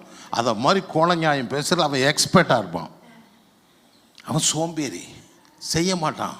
அவனுக்கு ஞானம் கிடையாது, பலத்தை செய்கள் அவன்கிட்ட இருக்காது. அவன் சோம்பேறி. அதனால தான் வேதம் சொல்லுது, அவன் என்ன செய்வான்? அறுப்புற காலத்தில் என்ன செய்வான்? படுத்து தூங்குவானான். அவன் விதைக்கிற காலத்தில் தூங்குவான். அறுப்பு காலத்தில் என்ன செய்வான்? எந்திரிச்சு பார்ப்பான், இப்படி எல்லாரும் அறுக்கிறாங்களே என்னென்னு பார்ப்பான். இன்றைக்கி நீ ஒரு நாள் ஒரு விசுவாசி சோம்பேறியாக இருக்கக்கூடாது. பூமியில் இருக்க வரைக்கும் நீ கிரியை செய்யணும். பூமியை விட்டு பரலோகத்தில் போய் ரெஸ்ட் எடுக்கணும். எல்லாரும் ஆமென். எத்தனை பேர் புரியுது? கைக்கு நேரிடுவதை முழு பலத்தோடு செய்யணும். கைக்கு நேரிடுவதை சொல்லுங்க, முழு பலத்தோடு செய்யணும். அல்லேலூயா. நீ எங்கே வேலை செஞ்சாலும் சரி, எந்த சம்பளத்தை வேலை செஞ்சாலும் சரி, உனக்கு கைக்கு நேரிடும் முழு பலத்தோடு செய்யணும். சில பேர் இருப்பான், நல்லா சொல்லுவான். ஒருத்தர் வந்தார், ஃபஸ்ட் எனக்கு ரொம்ப சம்பளம் கம்மி, எங்கள் முதலாளி சரியில்லை, எங்கள் சூப்பர்வைசர் சரியில்லைன்னு எல்லாரை பற்றி சொல்லி முடித்தான். புரிஞ்சுட்டேன், பையன் நல்ல சோம்பேறி பையன் அப்படின்னு. ஏமே அல்லேலூயா. நான் சொன்னேன், ஏசுநாதருக்கு உலக பூரா கம்பெனி இருக்குது, அவர்கிட்ட சொன்னார் ஏதாவது நல்ல கம்பெனியில் சொல்லி ரெக்கமெண்ட் நான் சேர்த்து விட்டுருவேன். ஆனால் நீ இருக்கிற கம்பெனியில் ஒழுங்கானவனை எப்படி சேர்க்க பண்ண முடியும்னு அவனுக்கு தலையே சுற்றிடுச்சு. நல்லா கவனிங்க, ஒன்றுக்கு உதவாத கம்பெனியில் இருந்தாலும் நீ உண்மையாயிரு, கர்த்தர் உன்னை உயர்த்துவார். கர்த்தர் உனக்கு வேறு இடத்துல வாசலை திறப்பார். சோம்பேறியை கர்த்தர் விரும்ப மாட்டார். எல்லாரும் ஆமென். கடற்கரையில் படுத்திருந்த பேதுருவை எழுப்பி அந்திரியாவை தட்டி எழுப்பி என் பின்னால் வான்னு சொன்னார். சும்மா படுத்திருக்கேன், என் கூட வாப்பா நான் கூப்பிட்டு போனார். மீன் பிடிச்சிக்கிட்டு இருந்தான் ராத்திரி பூரா. ஒரு மீன் கிடைக்காட்டி கூட ராத்திரி பூரா பிடிப்பான். அவ்வளவு கடின உழைப்பாளி பேதுரு. அவனை தான் கர்த்தர் தெரிந்து கொண்டா. யோவானை யாக்கோப்பை எப்போ தெரிந்து கொண்டா? மீன் பிடிச்சிட்டு வந்து வலையை அலசிக்கிட்டு இருக்கான் காலையில், அப்போ அவனை அழைத்தார். எலியாவை எப்போ அழைத்தார்? எலிசாவை எப்போ அழைத்தார்? அவன் உழுதுகிட்டு இருக்கான், வயலில் இறங்கி உழுதுகிட்டு இருக்கிறான். எலிசா போய் தம்பி இங்கே வாப்பா அப்படின்னா வரமாட்டான், அவன் வேலையில் கவனமாக இருக்கான். எலிசா என்ன செய்யணும்? சகிதில் இறங்கி நடந்து போய் சால்வை எடுத்து அவன் மேலே அடித்தார். சால்வை விழுந்தனால பின்னால் வந்தான். எத்தனை பேருக்கு நான் சொல்கிறது புரியுது? சோம்பேறியை ஒரு நாளும் கர்த்தர் ஆசீர்வதிக்க மாட்டான். சோம்பேறி ஞானம் இல்லாதவன். எல்லாம் எத்தனை பேருக்கு புரியுது? எத்தனை பேருக்கு புரியுது? எத்தனை பேருக்கு புரியுது? அல்லேலூயா, அல்லேலூயா, ஆமென். கர்த்தர் சாலமோனை ஆசீர்வதித்தார். 1 ராஜாக்கள் 4ஆம் அதிகாரம் 29வது வசனம் 30 வாசிங்க. தேவன் சாலமோனுக்கு மிகுதியான ஞானத்தையும் புத்தியையும் கடற்கரை மணலத்தலையான மனோவிருத்தியும் கொடுத்தார். ஞானத்தை கொடுத்தார். காரியங்களை திறம்பட செய்யக்கூடிய ஒரு ஆற்றலை கொடுத்தாரு. அடுத்தால ஞானத்தோட புத்தி கொடுத்தார். புத்தினா அண்டர்ஸ்டாண்டிங், புரிந்து கொள்ளுதல் ஆற்றலை கொடுத்தாரு. அது கடற்கரை மனப்பாவனை கொடுத்தார். நிறைய நாலேஜ் கொடுத்தார். அவனுக்கு ஏகப்பட்ட நாலேஜ் இருந்தது. ஏமே அவன் வாழ்க்கையில் இருந்தது. அவன் எதுக்காக அவனுக்கு அதை கொடுத்தார் பாருங்க. 1 ராஜாக்கள் 3:9. ஆகையால் உமது ஜனங்களை நியாயம் விசாரிக்கவும் நன்மை தீமை என்னதென்று வகையறுக்கவும் அடியனுக்கு ஞானமுள்ள இருதயத்தை தந்தருளும். ஏராளமாய் இருக்கிற இந்த உமது ஜனங்களை நியாயம் விசாரிக்க யாராலே ஆகும் என்றான். ஜனங்களுக்கு நியாயம் செய்யணும்னு விரும்பினா, நன்மை தீமை என்பதை வகையறுக்கணும்னு விரும்பினா, கர்த்தர்கிட்ட ஞானமுள்ள ஒரு இருதயத்தை கேட்டான். கர்த்தர் அவனுக்கு ஞானமும் உள்ள இருதயத்தை கொடுத்தார். புத்தி உள்ள புத்தியை கொடுத்தார். கடற்கரை மணலை போல மனப்பான்மையை கொடுத்தார். மனம் விருத்தி அடைஞ்சு நல்ல நாலேஜ், வைடு நாலேஜ். சாலமோன்ட்ட எதை பற்றி பேசினாலும் பதில் சொல்லக்கூடிய நிலையில் கர்த்தருக்கு வைடு நாலேஜை கொடுத்தார். எல்லாரும் ஆமென், ஆமென், அல்லேலூயா, அல்லேலூயா. உங்களுக்கு நல்லா தெரியணும், இங்கே பரலோகம் போகணுமானால் ஞானம் வேணும். பரலோகம் போகணுன்னா என்ன வேணும்? ஞானம் வேணும். ஏமே இந்த உலகத்தின் இச்சைக்கு தப்பி நீ என்ன செய்யணும்? திவ்ய சுவாபத்துக்கு பங்குள்ளவர்களாக மாறணும். ஏமே பெண் சிறிய இடத்துல விபச்சாரம் பண்ணுகிறவன் மதிகேடன், முட்டாள், ஞானம் இல்லாதவன் என்று வேதம் சொல்லுது. உலகத்தில் சினிமா பார்த்தீங்கன்னா சினிமாவில் 2 பெண்ணை கூட்டிகிட்டு சுற்றுறவன் தான் ஹீரோவாக இருப்பான். ஏமேன் முட்டாள் தான் அங்கே ஹீரோவாக இருப்பான். ஏமேன் எத்தனை பேருக்கு நான் சொல்கிறது புரியுது? ஏமேன் அங்கே முட்டாளாக, இங்கே நம்ம கண்களுக்கு முட்டாளாக தெரியுது, அவன் அங்கே ஹீரோவாக இருப்பான். அங்கே பார்க்குற அவர் ரசிகர்களுக்கெல்லாம் அவன் ஹீரோவாக இருக்கான். எத்தனை பேர் புரியுது? இதனால தான் வேதத்திற்கும் அவனுக்கும் சம்பந்தம் இல்லை, அவனுக்கும் நமக்கும் என்ன சம்பந்தம் இல்லை. வேதம் ஞானத்தை குறித்து பேசுகிறது. ஞானம் பெற வேண்டும் என்று நீ விரும்புகிறது. ஞானத்தில் ஒரு மனிதன் நடக்க வேண்டும் என்று கர்த்தர் விரும்புகிறார். எல்லாரும் ஆமென், ஆமென். நீயும் ஞானத்தில் விரும்பணும். ஏமே ஞானம் வந்தால் ஐஸ்வர்யம் வரும். ஏமே பாருங்கள், நீதிமொழியின் புஸ்தகம் 14ஆம் அதிகாரம் 24வது வசனம். ஞானிகளின் முடி அவர்கள் செல்வம். ஞானத்தின் முடி அவர்களுடைய செல்வம். ஞானம் வந்தால் செல்வம் வரும். ஞானம் வந்தால் அபிஷேகம் வரும். ஞானம் வந்தால் ஊழியம் செய்வதற்கான அபிஷேகத்தை கொடுப்பார். ஞானம் வந்தால் எல்லா காரியத்தையும் செய்வதற்கான பலத்தை கர்த்தர் கொடுப்பார். ஏமேன் மோசே கையை வைத்தான். யோசுவாவின் மேலே மோசே கையை வைத்தான். ஞான அபிஷேகம் உண்டாயிற்று. இன்றைக்கி அருமையான தெய்வத்தினுடைய பிள்ளைகளே, கர்த்தர் உங்களை பார்த்து ஒன்று சொல்லுகிறாரு, நீ ஞான அபிஷேகத்தில் நிறைந்து வாழணும். ஞானம் எனக்கு வேணும்னு விரும்பணும். ஏமேன் நீதிமொழி 24:5 பாருங்க. ஞானமுள்ளவன் பலன் உள்ளவன். கர்த்தர் உனக்கு ஞான அபிஷேகத்தை கொடுத்தால் நீ எப்படி இருப்ப? பலமானாக இருப்ப. எல்லா சூழ்நிலையும் மேற்கொள்ள கர்த்தர் உதவி செய்வார். எல்லாரும் ஆமென். யோசேப்புடைய வாழ்க்கையை பாருங்க. யோசேப்பு எப்படி இருந்தான்?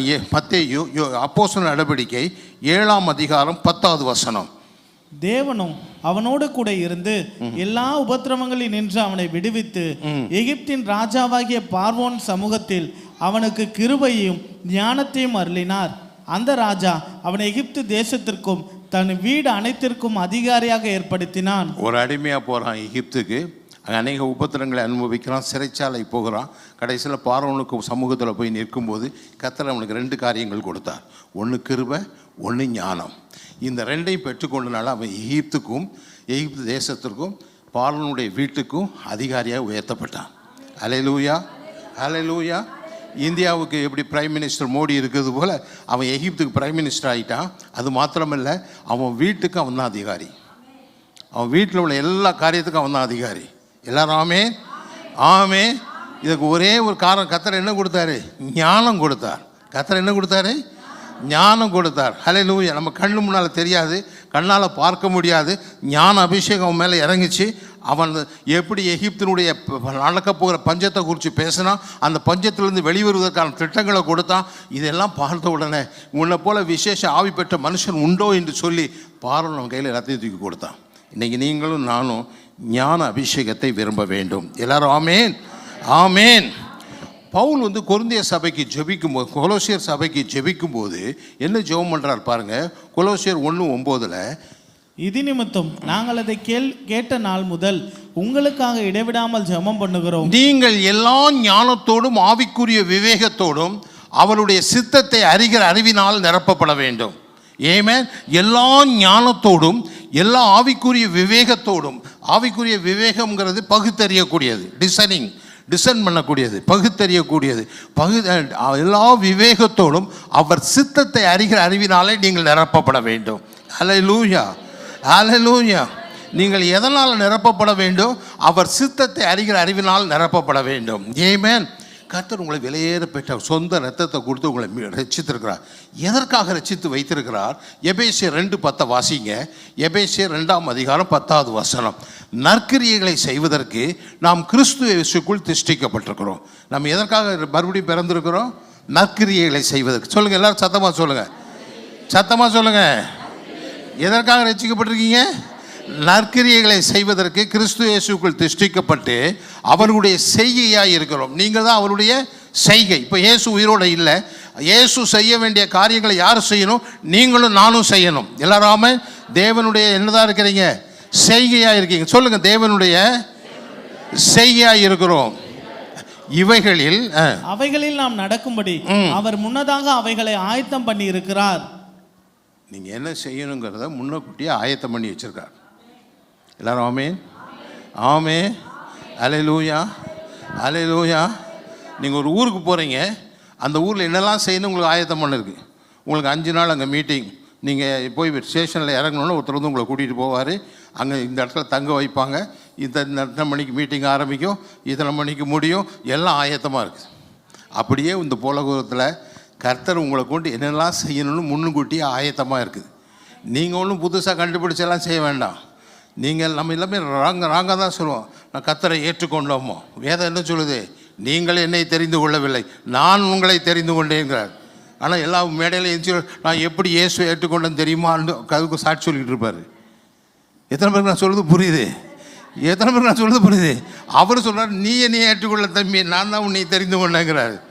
எல்லாருமே ஒரு குறிப்பிட்ட நாளில் கர்த்தர் உன்னை தொட்டார். அந்த நாளில் நீ தேவன் உன்னை வெளிப்படுத்தினார். நீ கர்த்தருடைய பிள்ளையானோட ரத்தத்தை கொடுத்து வாங்கி வைத்திருக்கிறார். உனக்கு நிறைய என்ன செய்திருக்கார்? நீ அவருடைய செய்கையாக இருப்பேன் நம்புகிறாரு. நீ பரிசுத்தமாக வாழ்வன் நம்புகிறாரு. நீ என்னுடைய ராஜ்யத்தில் நிற்பன் நம்புகிறாரு. அவருக்கு முன்பாக கரைதரையை நிறுத்த நாம் வல்லமை உள்ள தேவன் என்று நம்புகிறார். எல்லாரும் ஆமென், ஆமென். உனக்குன்னு ஒரு பர்பஸ் இருக்குது, உனக்கு ஒரு நோக்கம் இருக்குது. இந்த உலகத்தில் வந்த பிறகு உனக்கு ஒரு நோக்கம் இருக்குது.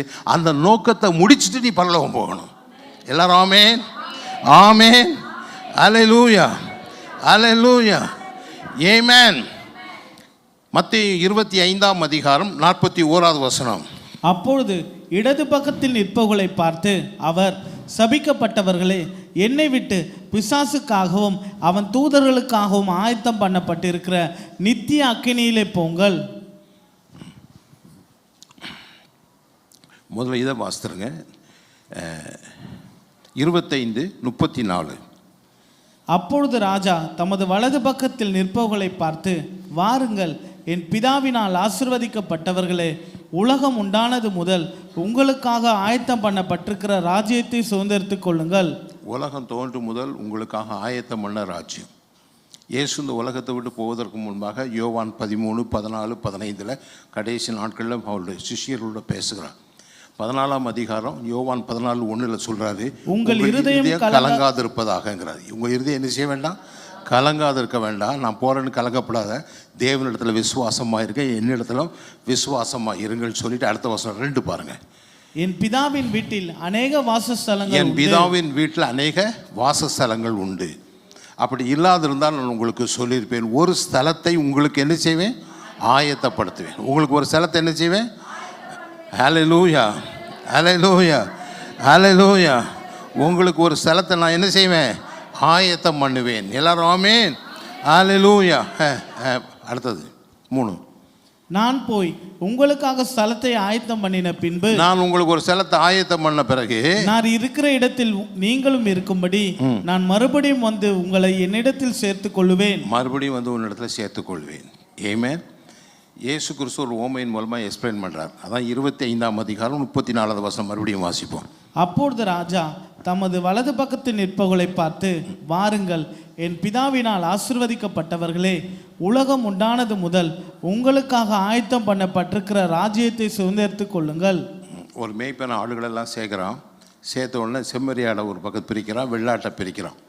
செம்மறியாட்டை சொல்கிறாரு, அவங்க விசுவாசிகள், அவங்கள பார்த்து சொல்கிறாரு, வலதுபுறம் நிற்கிறவங்களை பார்த்து சொல்கிறார், நீங்கள் தேவனால் ஆசீர்வதிக்கப்பட்டவங்கள், உங்களுக்காக ஆயத்தம் பண்ணப்பட்டதை ராஜ்யத்தை சுதந்திரித்துக் கொள்ளுங்கள். நல்லா கவனிக்கும். ராஜ்யம் என்ன செய்யப்பட்டிருக்குது? ஆயத்தம் பண்ணப்பட்டிருக்குது. உலகம் தோன்றினது முதல், அதான் அழகாக சொல்லுது, உலகம் உண்டானது முதல் உங்களுக்காக ஆயத்தம் பண்ணுகிற ராஜ்யத்தை சுதந்திரித்துக் கொள்ளுங்கள். இப்போ இங்கே இருக்கிற உங்கள் எல்லாருக்கும் உலகம் தோன்றின முதலே ஒரு இடத்த ஆயத்தம் பண்ணுகிறார். எல்லாரும் ஆமே, ஆமே.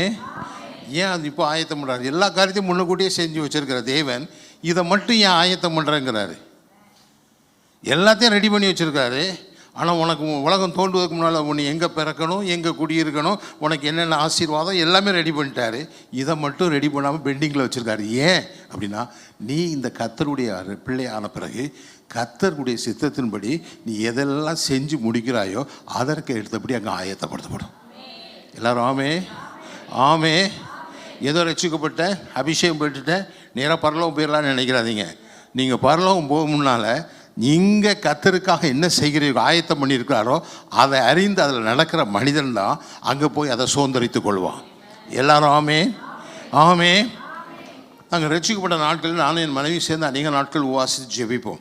அப்போ ஜெபிச்சோம், ஆண்டவரே நாங்கள் என்ன செய்யணும், என்ன பண்ணணும். அப்படி ஒரு நாள் ஜெபிக்கும் போது அடிக்கடி சிஸ்டர் ஆவிக்குள்ளே போவாங்க. போய் ஆவிக்குள்ளே போய் பரலோகத்தில் போய் கண்ணை திறக்கிறாங்க. கர்த்தர் அவரோட பேசுகிறாரு. ஒரு சிங்காசனத்தை காமிச்சு அதில் ஒரு கிரீடம் வச்சுருக்கு. அதை பார்த்து, இது உனக்காக ஆயத்தம் பண்ணி வச்சுருக்குது, நீ போய் என் வேலையை செஞ்சுட்டு நீ அங்கே வந்து சேருனார். எத்தனை பேருக்கு புரியுது? எத்தனை பேருக்கு புரியுது? ஏமே. இப்போ சிஸ்டர் நான் டெய்லி சாப்பிட்டு நல்லா தூங்கி எழுந்திரிச்சு அங்கே போய் நின்று அங்கே ஒன்றும் கிடைக்க, கிரீடத்தையும் காணாது, எதுவும் கிடையாது, அந்த சிங்காசனத்தையும் பார்க்க முடியாது. கர்த்தர் கொடுத்த ஓட்டத்தை சரியாக செஞ்சு முடித்தா தான் சிங்காசனம் உண்டு, கிரீடம் உண்டு. எத்தனை பேருக்கு நான் சொல்லுறது புரியுது? எத்தனை பேருக்கு நான் சொல்லுறது புரியுது? அல்லேலூயா. உனக்கு ஆயத்தம் பண்ண காரியத்தை நீ செஞ்சால் பரலோக ராஜ்யத்தை சுதந்திரித்துக் கொள்வார். அநேக மக்கள் ஊழியம் செய்வாங்க, யாராவது ஏதாவது சொல்லிட்டா உடனே முறுக்கி ஏற்றிடுவாங்க. நான் என்னை பார்த்து இப்படி சொல்லிட்டா இனிமேல் நான் ஊழியம் செய்ய மாட்டேன். இவருக்கு ஈகோ வந்துடுச்சு, ஆனால் ஊழியம் செய்ய மாட்டேன். அடடா, நீ உன் பரலோக ராஜ்யத்தில் உனக்கு ஆயத்தம் பண்ண இடத்த இழந்து போறியே, அதை குறித்து உனக்கு கவலை இல்லையா? இதெல்லாம் பூமியில் நடக்கக்கூடிய சாதாரண நிகழ்ச்சி. இதில் சோர்ந்து போகாதீங்க. உலகத்தில் எனக்காக உபத்திரப்பட்டால் என்னோடு கூட நீங்கள் மகிமைப்படுவீங்கன்னு சொல்லியிருக்கார். பரலோகத்தில் மகிமையான இடத்தை ஆயத்தம் பண்ணுவார். ஆமென். எத்தனை பேருக்கு நான் சொல்கிறது புரியுது? எத்தனை பேருக்கு புரியுது? ஹல்லேலூயா, ஆமென், ஹல்லேலூயா, ஆமென். அடுத்தால வாங்க, 41க்கு வாங்க, 25, 41. அப்போது இடது பக்கத்தில் நிற்பவர்களை பார்த்து, அவர் சபிக்கப்பட்டவர்களே, என்னை விட்டு பிசாசுக்காகவும் அவன் தூதர்களுக்காகவும் ஆயத்தம் பண்ணப்பட்டிருக்கிற நித்திய அக்கினியிலே போங்கள். நரகம் யாருக்கு ஆயத்தம் பண்ணப்பட்டிருக்கு? பிசாசுக்கும் அவன் தூதனுக்கு ஆயப்படுது. எந்த மனுஷனுக்கும் ஆயத்தப்படுத்தலை. இவன் அவன் கூட ஃப்ரெண்ட்ஷிப் ஆகி அவன் கூட சேர்ந்து போகிறான். எத்தனை பேருக்கு புரியுது? ஏமேன். எத்தனை பேருக்கு புரியுது? ஏமேன். பிசாசுக்கும் தூதனுக்கும் நரகம் ஆயத்தப்படுத்தியிருக்குது. இவன் அவங்க கூட போய் ஒட்டிக்கிட்டதுனால அவனும் சேர்ந்து கூட்டிகிட்டு போயிடுறான். அசம்பிளியோடு போய் சேர்ந்துடுறாங்க நரகத்தில். நல்லா புரிந்து கொள்ளணும், நரகம்னு ஒரு இடம் இருக்கிறது உண்மை. அது பிசாசுக்கும் தூதனுக்கு ஆயத்தம் பண்ணியிருக்குது.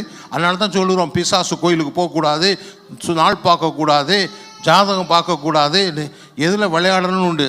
நான் இந்து கோயிலில் போய் கொஞ்சம் சுற்றி பார்க்க போனேன், இந்து கோயிலை பார்க்க போனேன், நான் இந்து கோயிலுக்குள்ளே போயிட்டு வந்தேன், இந்த கதையெல்லாம் வேண்டாம். நான் கர்த்தருடைய பிள்ளை, கர்த்தருக்காக வைராக்கியமாக நிற்பேன்.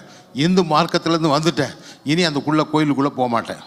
எல்லாரும் ஆமேன், ஆமேன், அல்லேலூயா, அல்லேலூயா, ஆமென், ஆமென், அல்லேலூயா. அடுத்த வசனம். பசியாயிருந்தேன், நீங்கள் எனக்கு போஜனம் கொடுக்கவில்லை. தாகமாயிருந்தேன், நீங்கள் என் தாகத்தை தீர்க்கவில்லை. பாருங்கள், உலகத்தில் நரகத்துக்கு போகிற மக்கள் என்னென்ன தப்பு செஞ்சாங்கன்னு சொல்லுது. பசியாயிருந்தேன், நீங்கள் எனக்கு போஜனம் கொடுக்கவில்லை.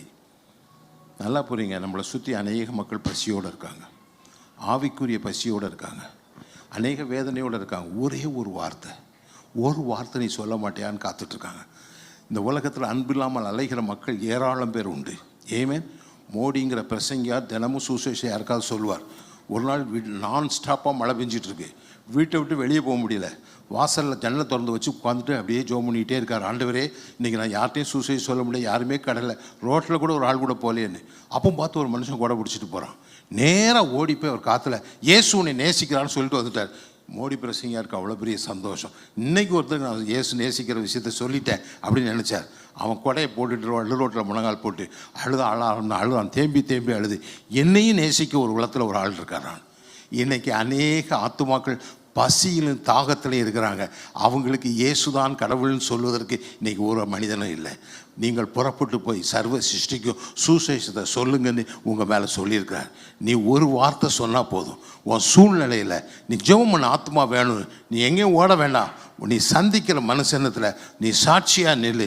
இயேசு உன்னை நேசிக்கிறான்னு சொல்லு, இயேசு உனக்கு விடுதலை கொடுப்பாருன்னு சொல்லு, இயேசு உன்னை ஆசீர்வதிப்பாருன்னு சொல்லு. நீ சொல்லிப்பா, கர்த்தர் அற்புதங்களை செய்வார். ஆமென். அதை அவங்க செய்யாததுனால நரகத்துக்கு போகிறாங்க. அடுத்த வசனம். அந்நியனாய் இருந்தேன், நீங்கள் என்னை சேர்த்துக் கொள்ளவில்லை. வஸ்திரம் இல்லாதிருந்தேன், ரட்சிப்பின் வஸ்திரம் இல்லாது இருந்தேன், நீங்கள் எனக்கு வஸ்திரம் கொடுக்கவில்லை. ரட்சிக்கப்படாதவனுக்கு சுசேஷத்தை கொடுப்பீர், ஆனால் அவன் ரட்சிக்கப்படுவான். வியாதிஸ்தர்களுக்கு, காவலில் இருப்பவர்களுக்கு நீங்கள் என்ன செய்ய வேண்டும்? அவர்களுக்காக ஜெபித்தால் கர்த்தர் விடுதலை கொடுப்பார். ஆமென். அடுத்த வசனம். அப்பொழுது அவர்களும் அவருக்கு பிரதியுத்தரமாக, ஆண்டவரே, உம்மை பசி உள்ளவராகவும் தாகமுள்ளவராகவும் அந்நியராகவும் வஸ்திரம் இல்லாதவராகவும் வியாதிப்பட்டவராகவும் காவலில் அடைப்பட்டவராகவும் நாங்கள் எப்பொழுது கண்டு உமக்கு உதவி செய்யாதிருந்தோம் என்பார்கள். அப்பொழுது அவர் அவர்களுக்கு பிரதியுத்தரமாக, மிகவும் சிறியவர்களாகிய இவர்களில் ஒருவனுக்கு நீங்கள் எதை செய்யாதிருக்கிறீர்களோ அதை எனக்கே செய்யாதிருக்கிறீர்கள் என்று மெய்யாகவே உங்களுக்கு சொல்லுகிறேன் என்பார். இந்த சிறியவனுக்கு நீங்கள் செய்யாமல் விட்ட பார்த்தீங்களா? அற்பமாக நினைச்ச பார்த்தீங்களா? அற்பமாக நினைச்சு விட்ட பார்த்தீங்களா? அந்த மனிதனுக்கு நீ செய்யாது, எனக்கே செய்யாது. இன்றைக்கி அருமையான தெய்வத்தினுடைய பிள்ளைகளை, இன்றைக்கி இந்தியாவில் 144 கோடி மக்கள் இருக்கிறாங்க. எத்தனையோ மக்கள் வேதனையோடு சுற்றி தெரிகிறாங்க. உலகம் வேதனை நிறைந்த ஒரு உலகத்தில் வாழுகிறோம். நம்ம ஒரு நிமிஷம் கண்களை மூடி, ஆண்டவரே, இந்த ஆத்துமாக்களுக்கு ஒரு ரட்சிப்பு வரட்டும், ஒரு சமாதானம் வரட்டும், என் பக்கத்தில் இருக்கிறவங்களுக்கு நான் ஒரு ஆறுதலான வார்த்தை சொல்லட்டும், சொல்லிப்பார். அந்த மனிதன் விடுதலையாக்கப்படுவான். நீ பரலோகத்துக்கு போகும் பொழுது உனக்கு ஆசீர்வாதம் உண்டாகும். நீ அதை செய்யாமல் போனால் அது பாவம் என்பதை நீ உணரணும். எல்லாராமே ஆமே. அநேக முறை நம்ம சொல்ல யோசிக்கிறோம். என்னிடத்தில் ஒரு தம்பி வேலை செஞ்சார். அந்த தம்பி முருகர் பக்தர். அவர் முருகர் பக்தர். இந்து கடவுள் மேலே அவ்வளோ பக்தி. திருப்பதியை பற்றி மணிக்கணக்கில் பேசுவார் என்கிட்ட. அந்த கோயில் அப்படி, அந்த கோயிலில் இப்படி, இந்த கோயிலில் இவ்வளோ காசு விழுந்துட்டு, இந்த வாரம் இவ்வளோ கலெக்ஷன் வந்தது. ஏதோ இவன் தான் திருப்பதியே வச்சு நடத்துகிற மாதிரி பேசுவான் சில நேரம். இவன் தான் தர்மகத்தா மாதிரி பேசுவான். அப்போ நான் நினைப்பேன், இப்படி அப்போ அவனுக்கு எவ்வளோ வைராக்கியம் இருக்குது பாருங்கள். ஒரு தெய்வத்தை குறித்து அவனுக்கு அவ்வளோ வைராக்கியம் இருக்குது. நாம் நல்லா யோசிங்க, நம்ம உண்மையான தெய்வத்தை கும்பிடுற நமக்கு அவரை குறித்து சொல்லதுக்கு நம்ம கடமைப்பட்டிருக்கிறோம். எத்தனையோ மக்கள் வியாதியரோடு இருக்கிறோம். வியாதியாக இருக்கிற மக்களுக்கும் வேதனை உள்ள மக்களுக்கும் இந்த இயேசுவின் அன்பை சொல்ல நீங்கள் கடனாளியாக இருக்கிறீங்க. நம்ம நினைக்கிறோம், நம்ம சொன்னால் என்ன தப்பாக ஒரு தப்பாக நினைக்கட்டுமே. உங்களை தப்பாக தான் நினைக்கட்டுமே. இப்போ என்ன, இயேசு உங்களுக்காக மரிக்கலை, இயேசு உங்களுக்காக ஜீவனை கொடுக்கலை. இயேசுவை பற்றி சொல்ல ஒரு நாள் வெட்கப்படாதீங்க. நீங்கள் வெட்கப்பட்டா இயேசு வரும்பொழுது உங்களை குறித்து வெட்கப்படுவார். ஹல்லேலூயா, ஹல்லேலூயா. அடுத்த வசனம். அந்தபடி இவர்கள் நித்திய ஆக்கினை அடையவும் நீதிமான்களோ நித்திய ஜீவனை அடையவும் போவார்கள் என்றார். அருமையான தெய்வத்தினுடைய பிள்ளைகளையும் கர்த்தர் நம்மை நேசிக்கிறார். இன்னைக்கு ஒரு தீர்மானத்தோடு இந்த இடத்த விட்டு கடந்து போவோம். கர்த்தர் நமக்காக செய்த எல்லா காரியங்களை எண்ணி கர்த்தருக்கு நன்றி செலுத்துவோம். கர்த்தர் நம்மை நடத்துவார். எல்லாரும் ஆமேன், ஆமேன், ஆமேன். ஒரு காரியத்தை மட்டும் மனசில் வச்சுருக்கணும். நமது உலகத்தில் வேதத்தை படித்தோன்னு நம்ம மற்றவங்களை அற்பமாக நினைக்காத. நீ ரட்சிக்கப்பட்டவர் எவ்வளோ தப்பு செஞ்சுருக்க. நானும் சொல்கிறேன், என்னையே தான் சொல்கிறேன், நான் நிறைய தப்பு பண்ணியிருக்கேன். ஆனால் இன்றைக்கி நான் உங்கள் முன்னால் போதவராக நிற்கிறேன்னா அவருடைய அன்பு, அவருடைய அன்பு, அவருடைய அன்பு. நீங்கள் இங்கே உட்காந்துருக்க எல்லாரும் தப்பே பண்ணாதவங்க கிடையாது. எவ்வளோ தப்பு பண்ணியிருக்கீங்க. அவர் அன்பு உங்களை இன்னும் ரீட்டைன் பண்ணி வச்சுருக்கு. இந்த அன்பை நீங்கள் கையில் எடுத்துகிட்டு அவர்களுக்கும் உதவி செய்யுங்க. அவங்களும் இந்த பூமியிலிருந்து பரலோக ராஜ்யத்துக்குள்ளே பிரவேசிப்பாங்க. நீ பரலோகத்துக்கு போகும்பொழுது உனக்கு ஆயத்தமான நன்மையை நீ சுதந்திரித்துக் கொள்வாய். எல்லாராமே ஹல்லேலூயா. நம்ம ஏதோ வெந்ததை சாப்பிட்டு விதி வந்தால் போகிறவர்கள் அல்ல. இந்த உலகத்திற்காக மட்டும் இயேசுவை தேடுகிறவர்கள் பரிதவிக்கப்பட்டவர்கள். இன்றைக்கி கர்த்தர் உங்களுக்கு ஞான அபிஷேகத்தை கொடுக்கணும்னு விரும்புகிறார். இந்த ஞானமும் விவேகம் உள்ள மனிதர்களாக உங்களை மாற்றணும்னு விரும்புகிறார். ஏன் நீங்கள் தேவ சித்தத்தை அறிந்து அதில் நடந்து நீங்கள் மகிமையான பரலோக ராஜ்யத்தில் ஒரு ஸ்தலத்தை நீங்கள் பெற்றுக்கொள்ள வேண்டும் என்று கர்த்தர் விரும்புகிறார். அதை நீங்கள் மறந்துடக்கூடாது. ஆமென், ஹல்லேலூயா, ஹல்லேலூயா. யாக்கோப்பு 3:13 பாருங்கள். உங்களில் ஞானியும் விவேகியுமாய் இருக்கிறவன் எவனோ அவன் ஞானத்துக்குரிய சாந்தத்தோடு தன் கிரியைகளை நல்ல நடக்கையினாலே காண்பிக்க கடவன். உங்களில் ஞானவானாக இருக்கிறவன், விவேகம் உள்ளவனாக இருக்கிறவன் எவனோ ஞானத்துக்குரிய சாந்தத்தோடு. எல்லாரும் சொல்லுங்கள், ஞானம் இருந்தால் என்ன இருக்கும்? சாந்தம் இருக்கும். ஞானம் இருந்தால் என்ன இருக்கும்? சத்தமாக சொல்லுங்கள், சாந்தம் இருக்கும். எத்தனை பேர் ஞானம் உள்ளவர்களாக இருக்கிறீங்க? நீங்கள் சாந்தமாக இருப்பீங்க. சாந்தம்னு ஒன்று நிறைய பேர் பெண்களுக்கு தான் சாந்தம் நினச்சிடுறாங்க. இல்லை, ஆண்களுக்கும் சேர்த்து தான் சொல்லியிருக்காரு. சாந்தமாக இருக்கணும். ஞானவான்னா அவன் எப்படி இருப்பான்? சாந்தமாக இருப்பான். அந்த சாந்தம் நமக்கு வரணும். ஞானியும் வேகம் உள்ளவன் எவனோ அவன் ஞானத்துக்குரிய சாந்தத்தோடு, ஞானத்துக்கு உரிய, சொல்லுங்கள், ஞானத்துக்கு, சத்தமாக, ஞானத்துக்கு, சத்தமாக சொல்லுங்கள், ஞானத்துக்கு, அந்த பக்கம் சொல்லுங்கள், அஸ்வின் சொல்லு, ஞானத்துக்கு உரிய. தெரியல, அவர் என்ன யோசனையில் இருக்கிறாரு. சொல்லுங்கள் அஸ்வின், சொல்லுங்கள், ஞானத்துக்குரிய சாந்தத்தோடு, ஞானத்துக்குரிய சாந்தத்தோடு. ஞானம் இருந்தால் அங்கே சாந்தம் வரும். சாந்தம்னா என்ன? சாந்த சுருபின்லாம் சொல்கிறீங்களே, அந்த சுருபின்னா என்ன? ஞானம்னா என்ன? பொறுமையாக இருக்குது, பொறுமையாக இருக்குது, இங்கே தாழ்மையாக இருக்குது, அமைதியாக இருக்குது, ஒரு விஷயத்தை கரெக்டாக சொல்கிறது, கரெக்டாக செய்கிறது. நல்லா கூறிங்க. சாந்தம் என்றால் உங்களுக்கு விரோதமாக உங்களை பற்றி பேசும்போது, நீங்கள் உட்காந்துருக்கீங்க, யாராவது ஒருத்தர் அங்கே பேசினா கூட உங்கள் காது சரன்னு கேட்டுரும். அங்கே உட்காந்துருக்கல கேட்கும், என்னை பார்த்து ஏதோ பேசிக்கிட்டு இருந்தேன், அது என்னதுன்னு கேட்பான். உனக்குள்ள ஒரு ஐ இருக்குல்ல, அந்த ஐ டக்குன்னு ஆக்டிவிட்டி ஆயிரும், உடனே அதை ஆக்டிவ் மோடில் வந்துடும். நல்லா கவனிங்க. சாந்தங்கிறது ஒரு மனுஷன் உனக்கு விரோதமாக பேசும்போது அவனை பழி வாங்கணுங்கிற உணர்வு வராமல் இருக்கணும். அதுதான் சாந்தம். ஆமென். உங்களை பற்றி யாராவது சொல்லிட்டா என்ன செய்வீங்க? ரிவர்ஸில் வைண்ட் பண்ணி அவன் பிறந்ததுலேருந்து இன்னைய டேட் வரைக்கும் அப்டேட்டாக காரியங்கள்லாம் சொல்லுவீங்க. அவன் செஞ்ச தப்பெல்லாம் அப்படி அவுத்து விடுவீங்க. அதை செய்யாமல் இருந்தீங்கன்னா பழி வாங்குகிற எண்ணம் வராமல், அவனுக்கு ஏதாவது தீமை செய்யணுங்கிற எண்ணம் ஏற்படாமல் இருந்தால் அதுதான் சாந்தம். ஆமென், ஆமென், ஹல்லேலூயா, ஹல்லேலூயா. இன்னும் அடுத்த படி கொண்டு போகிறேன். அடுத்தபடி நல்லா கவனிங்க. உங்களை பற்றி அப்படி ஒருத்தன் பேசின பிறகு நீங்கள் துக்கப்படாமல் இருந்தீங்கன்னா அதான் சாந்தம். உங்களை பற்றி ஒருத்தன் இப்படி பேசிட்டான்னு என்னது, உடனே நீங்கள் டென்ஷன் ஆகிறீங்களே, பெருமூச்சு அப்படிலாம் மூச்செல்லாம் வாங்குதில்ல, அப்படிலாம் வாங்காமல் உங்கள் பிபி அனுப்பும் நார்மலாக இருக்குது. பிபி டெஸ்ட் பண்ணி பார்த்தா என்ன எப்படி இருக்கு? நார்மலாக இருக்குது. அப்போ நீ சாந்தவான், சாந்த சுரபி. எத்தனை பேருக்கு புரியுது? எத்தனை பேருக்கு புரியுது? நிறைய நம்ம ஸ்பிரிச்சுவல் டேர்ம்ஸ் எல்லாம் அப்படி வாசிக்கும் சந்தோஷமாக கேட்டுக்கிட்டோம். யார் ஞானபானோ விவேகம் உள்ளவனோ அவன் சாந்தம் உள்ளவன் அப்படின்னு சொன்னால், ஆஹா நம்ம சந்தோஷம் சாந்தம் உள்ளவன் எல்லாம் சொல்லிக்கிட்டு இருக்கேன். உங்களுக்கு இது நடைமுறையில் வருதா? சாந்தமாக இருக்கீங்களா? இருக்கீங்களா? இல்லைன்னா ஆண்டவர்கிட்ட ஜெபம் பண்ணு, என்னை சாந்தமாக மாற்றும். ஏமேன். நீதிமான் துர்ச்செய்தியை கேட்டு பதறான், அதான் சாந்தம். துர்ச்செய்தியை கேட்டு நீதிமான் என்ன செய்ய மாட்டான்? பதற மாட்டான். ஏன்னா அவன் ஞானத்தில் இருக்கிறான், அவன் ஞானத்துக்குரிய விவேகத்தோடு இருக்கிறான். ஞானம் பதற மாட்டான். ஏமேன். இங்கே செய்தியே வேண்டாம், சும்மா மணி அடித்தாலே நிறைய பேருக்கு பதறது. அதுக்கப்புறம் செய்தி சொல்லணும். மணி அடித்த ரிங் ரவுண்ட் போனாலே சிலருக்கு திருதுன்னு படுறது. அவர் ஃபோன் பண்ணிட்டாரா, இவர் ஃபோன் பண்ணிட்டாரான்னு. நல்லா போனீங்க. முதல்ல சாந்தம் வரணும். ஆண்டவர்கிட்ட ஜெபம் பண்ணுங்க. ஆண்டவரே ஞானத்துக்குரிய விவேகத்திலும் எனக்கு என்ன வேணும்? அவன் ஞானத்துக்குரிய சாந்தத்தோடு எல்லா கிரியைகளையும் நடப்பிக்க எனக்கு காண்பியும். என்ன செய்யணும்? எல்லா கிரியைகளும் நடக்கும். வசனத்தை வாசிப்பான்.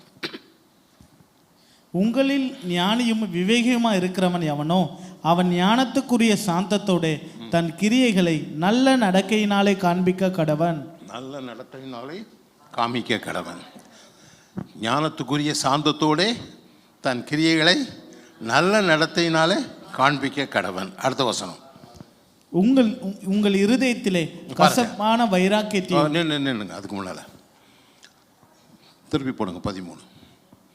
உங்களில் ஞானமும் விவேகம் உள்ளவன் எவனோ, நல்லா கவனிங்க, அவன் சாந்தத்தோட. இந்த சாந்தங்கிறது ஏன் இவ்வளோ நாள் இழுத்து பிடிச்சேன்னா அது நல்லா புரியுங்க. சாந்தம் இருந்தால் தான் தேவ சித்தத்தை அறிய முடியும். சங்கீதம் 25:9.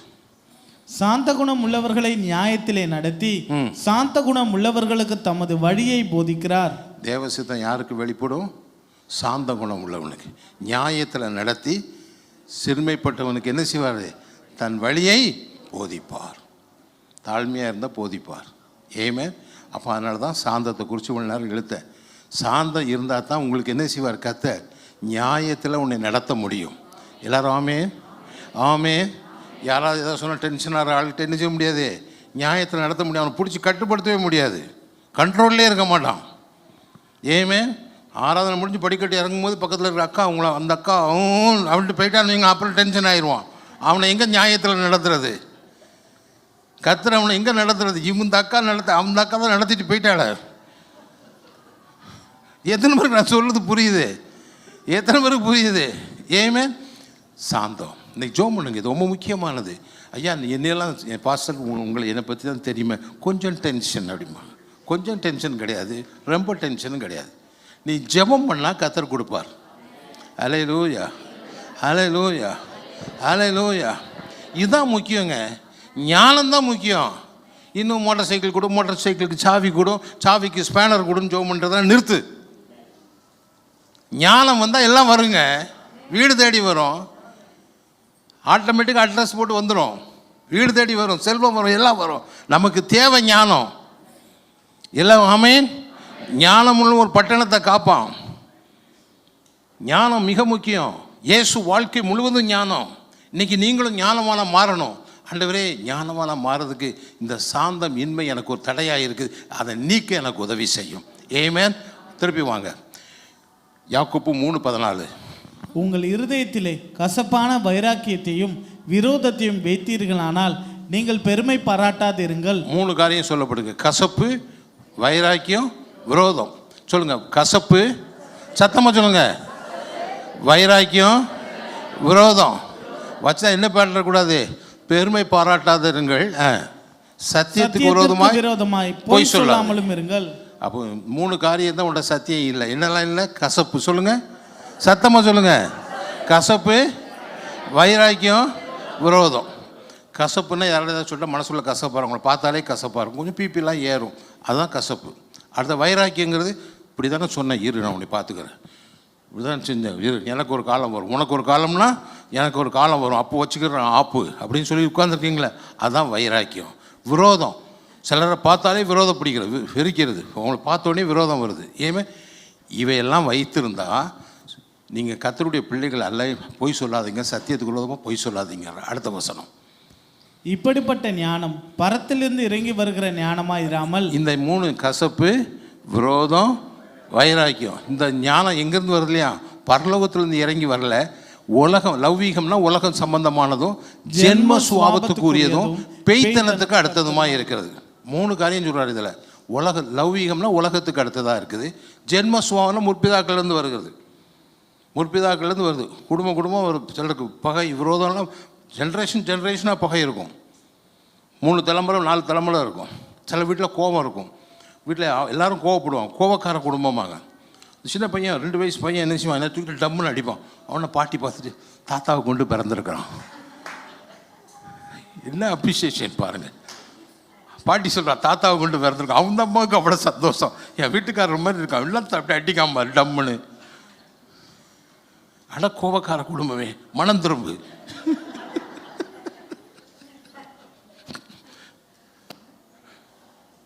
இதுதான் ஜென்ம சுபாவம்.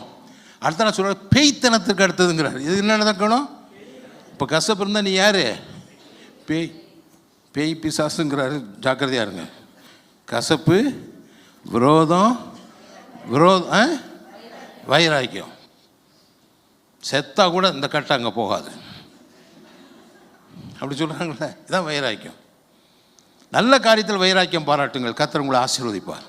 எல்லாரும் ஆமென். அடுத்த 16.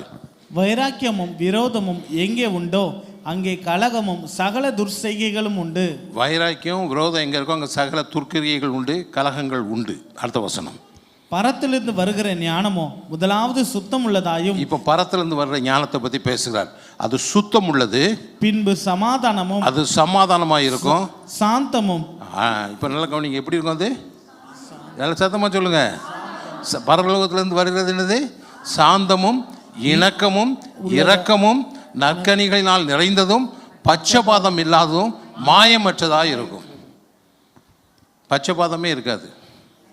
இவர் வேண்டியவர், நம்ம ஆள், இதெல்லாம் கிடையாது. நல்லா புரிஞ்சுக்கோங்க. பரலோகத்தில் தேவன் இருக்கிறார். நாமெல்லாம் பக்கத்தினுடைய பிள்ளை ஆகிட்டோம். அதில் நம்ம ஆள், அவர் ஆள், இவர் ஆள், இந்த பேசையெல்லாம் விடிஞ்சு போச்சு. எல்லாரும் ஆமேன், எல்லாரும் ஆமேன். எத்தனை பேருக்கு புரியுது? மாயமற்றதாக இருக்கக்கூடாது. நம்முடைய அன்பு என்ன செய்யக்கூடாது? மாயமற்றதாக இருக்கக்கூடாது. ஏமேன். சமாதானம், சாந்தம், இணக்கம், எல்லாவற்றிலும் இணக்கமாக போகிறது. இரக்கம் உள்ளதும், நற்கனிகளினால் நிறைந்ததும், பட்சபாதம் இல்லாததும், மாயமற்றதுமாக இருக்கிறது. எத்தனை பேருக்கு நான் சொல்லுது புரியுது? ஏமேன். கிறிஸ்துவின் அன்பு நமக்குள்ளே இருக்கணும். தேவ அன்பினால் நிரப்பப்பட வேண்டும். எல்லாரும் ஆமேன். அப்போ பரத்திலிருந்து வருகிற ஞானம் சுத்தம் உள்ளது, சாந்தம் உள்ளது, சமாதானம் உள்ளது, இணக்கம் உள்ளது, இரக்கம் உள்ளது, நற்கனிகளினால் நிறைந்தது, பட்சபாதம் இல்லாதது, மாயமற்றது. ஏமேன். அடுத்த வசனம். நீதியாகிய கனியானது சமாதானத்தை நடப்பிக்கிறவர்களாலே சமாதானத்திலே விதைக்கப்படுகிறது. அது சமாதானத்தினால விதைக்கப்படுது. நீதியின் கனி என்ன செய்யுது? சமாதானத்தை நடப்பிக்கிறதுனால, சமாதானத்தினால அது என்ன செய்யப்படுகிறது? விதைக்கப்படுகிறது. ஹல்லேலூயா. இன்னைக்கு ஒரு காரியம் உள்ளத்தில் வைக்க விரும்புகிறேன். நமக்கு ஞானம் வேணும். சொல்லுங்கள் எல்லாரும், எனக்கு சத்தமாக சொல்லுங்கள், ஞானம் வேணும். உன்னை ஞானி என்று எண்ணாதே. நம்ம எல்லாம் என்ன நினச்சிட்ருக்கோம்? எல்லோரும் கண்ணை மூடிட்டு உள்ளே பாருங்கள். உள்ள உங்களை பற்றி என்ன நினைக்கிறீங்க? நான் தான் உலகத்திலேயே ஞானி என்று சத்தமாக சொல்லு. ஞானி என்று. ஆஃபீஸில் நான் ஒருத்தன் தான் ஞானம் பண்ணுங்க, எல்லோரும் முட்டாள் அப்படின்னு நினைக்கிறனால தான் ஆஃபீஸில் நிறைய பிரச்சனை. ஏமேன். நல்லா புரிஞ்சுங்க. உன்னை ஞானி என்று இன்றைக்கி உன்னை தாழ்த்தி, ஆண்டவரே நான் ஞானத்தில் குறை உள்ளவனாக இருக்கிறேன், என்கிட்ட இந்த சாந்தமெல்லாம் கிடையாது, இது போல் ஐட்டங்கள்லாம் இப்போ தான் கேள்விப்படுறேன், என்கிட்ட இதெல்லாம் இல்லை, எனக்கு என்ன செய்யும்? சாந்தம் கூடும், எனக்கு தாழ்மையை கூடும். ஆண்டவரே என் மேலே இரக்கமாக, பட்சபாதம் இல்லாமல் நடக்கணும், மாயமற்றவனாக நடக்கணும்னு நான் விரும்புகிறேன். என் சுபாவங்களெல்லாம் மாறணும். ஆண்டவரே ஞான அபிஷேகம் என் மேலே தங்கணும், எனக்கு உதவி செய்யும். எல்லாரும் ஆமே. இப்போ யாக்கோப்பு 1:5 வாசிங்க. உங்களில் ஒருவன் ஞானத்தில் குறைவுள்ளவனாய் இருந்தால் யாவருக்கும் சம்பூர்ணமாய் கொடுக்கிறவரும். இப்போ ஞானத்தில் குறை உள்ளவனாக இருந்தால் என்ன செய்யணும்? சம்பூர்ணமாய் கொடுக்கிற தேவனை நோக்கி பார்க்கணுமா? ஒருவரையும் கடிந்து கொள்ளாதவருமாகிய தேவனிடத்தில் கேட்க கடவன். இப்போ எனக்கு ஞானம் இல்லை ஆண்டவரே, எனக்கு ஞானமாக நான் மாற்றும் கேட்டார், கடிந்து கொள்ள மாட்டார், உங்களுக்கு ஞானத்தை தருவார். ஏமேன். கடிந்து கொள்ள அவனுக்கு கொடுக்கப்படும். அப்பொழுது அவனுக்கு கொடுக்கப்படும். நீ தேவன்கிட்ட கேட்கணும். என்ன கேட்கணும்? ஞானம் கேட்கணும். எல்லாருக்கும் என்ன கேட்கணும்? நீ நல்லா புரிஞ்சுக்கோங்க. உங்கள் வேலை ஸ்தலத்தில் சரி, உங்கள் வீட்டில் சரி, எல்லாத்துக்கும் ஞானம் வேணும். என்ன வேணும்? தகப்பனாக இருக்க ஞானம் வேணும். மனைவியாக இருக்க ஞானம் வேணும். மனைவியாக இருக்க என்ன வேணும்? ஞானம் வேணும். எல்லாருக்கும் சொல்லுங்கள், ஞானம் வேணும். உன் வாழ்க்கையில் எல்லா காரியத்துக்கும் ஞானம் வேணும். கர்த்தரை நம்பி நமக்கு இயேசு தான் நமக்கு ஞானம். இயேசுட்ட நீ சரண்டராகி ஆண்டவரே என்னை நடத்துன்னு சொன்னால் தெய்வீக ஞானம் உனக்குள்ளே வரும். உன்னை கொண்டு கர்த்தர் பெரிய காரியங்களை செய்வார். ஏமேன், ஏமேன், ஏமேன். எங்கள் வீட்டிலேருந்து 4 வீடு தள்ளி பெல்லில் ஒருத்தர் ஒர்க் பண்ணார். அவர் அடிக்கடி என்னை பார்க்க வருவார். அவருக்கு லீவ் இருந்தால் ஃபோன் பண்ணி கேட்டுட்டு வருவார். வந்தால் ஒரு 1.5 மணி நேரம் என் கூட வந்து பேசுவார். ரொம்ப தாழ்மையான மனுஷன். நல்ல ஹை போஸ்ட்டில் இருக்கார், ரொம்ப தாழ்மையான மனுஷன். அவர் சொல்லுவார், எங்கள் ஆஃபீஸில் எந்த பிரச்சனைனாலும் என்னை தான் கூப்பிடுவார். எம்டி சொல்லுவார், எப்போ டெல்லிக்கு போனாலும் என்னை கூப்பிட்டுப்பார். திருச்சி பெல் கம்பெனி இருக்குது பாருங்கள், அதுக்கு அவர் எம்டி என்ன செய்வார், இவர் தான் எம்டிக்கு அடுத்த போஸ்ட்டில் இருந்தார். இவர் தான் கூட கூட்டிகிட்டுப்பார். ஆஃபீஸில் எல்லாம் சொன்னாங்கப்பா வந்துட்டான்ப்பா, எல்லா காரியத்தையும் தீர்த்துருவான்ப்பா அப்படி இப்படி. நான் சொல்லுவேன், அவர் சொல்லுவார், இங்கே வந்து என்கிட்ட வந்து ஜோம் பண்ணிட்டு போவார். முட்டி போட்டு ஜோம் பண்ணுவேன். எனக்கு நான் ஒன்றும் பெரிய நாலேஜெலாம் கிடையாது. ஆனால் ஆண்டவர் வந்து ஒவ்வொரு காரியத்தையும் என்னை அற்புதமாக நடத்துகிறாருப்பார். ஏமே ஒரே ஒரு காரியத்தை நான் அவர்கிட்ட பார்த்தேன். கர்த்தருக்கு முன்னால் தாழ்த்துவார். ஒரு குழந்தைய போல் பேசுவார். தாழ்மை. ஒரு பெரிய அதிகாரியாக இருக்கிறேன்னு அப்படிலாம் பேசுவார். தாழ்மையாக பேசுவார். வந்து தாழ்மையாக பேசுவார். முட்டி போட்டு ஜெபம் பண்ணுவார். தேவன்கிட்ட ஞானம் கேட்டு அவர் போனால் எல்லா பிரச்சனையும் சாராகும். தேவ பிள்ளையே, இன்றைக்கி நீ ஞானமானாக இருக்கணும்னு கர்த்தர் விரும்புகிறார். அல்லேலூயா. நீங்கள் எல்லாரும் ஞானமானாக இருக்கணும்னு கர்த்தர் விரும்புகிறார். நீங்கள் உங்கள் கர்த்தருக்கு முன்னால் தாழ்த்தினா அவர் தான் உன் ஞானம், அவர் தான் உன் பரிசுத்தம், அவர் தான் உன் நீதி, அவர் தான் உன் மீட்பு. எல்லாரும் சேர்ந்து சொல்லுவோமா? இயேசுதான் தேவனால் எனக்கு ஞானம், இயேசுதான் எனக்கு பரிசுத்தம், இயேசுதான் எனக்கு நீதி, இயேசுதான் என் மீட்பு. ஹல்லேலூயா, ஹல்லேலூயா. நல்லா புரிஞ்சுக்கோங்க. அநேக முறை ஜெபம் பண்ணும்போது நமக்கு கில்ட்டி கான்சியன்ஸ் ஆகிறோம். ஏன்னா இயேசு தன் பரிசுத்தத்தை உங்களை கொடுத்துருக்கார். இயேசு பிதாவிட்ட என்ன பேசும்போது எப்படி பேசுகிறாரோ அப்படி நீ பேச முடியும். ஏன்னா அவருடைய பரிசுத்தத்தை உனக்கு கொடுத்துருக்காரு. இதை எத்தனை பேர் விசுவசிக்கிறீங்க? கைகளை தூக்குங்க. அல்லேலூயா. நம்ம அசுத்தமான மனிதர்கள் தான், அநியாயம் செய்தவங்க தான். ஆனால் இயேசு அவர் நீதியை உனக்கு கொடுத்துருக்கார். இயேசு அவருடைய மீட்பை உனக்கு கொடுத்து சாத்தான் கையிலிருந்து உன்னை மீட்டு கொண்டார். ஏமே இயேசு அவருடைய ஞானத்தை உனக்கு கொடுக்குறார். எல்லாரும் ஆமே. அல்லேலூயா.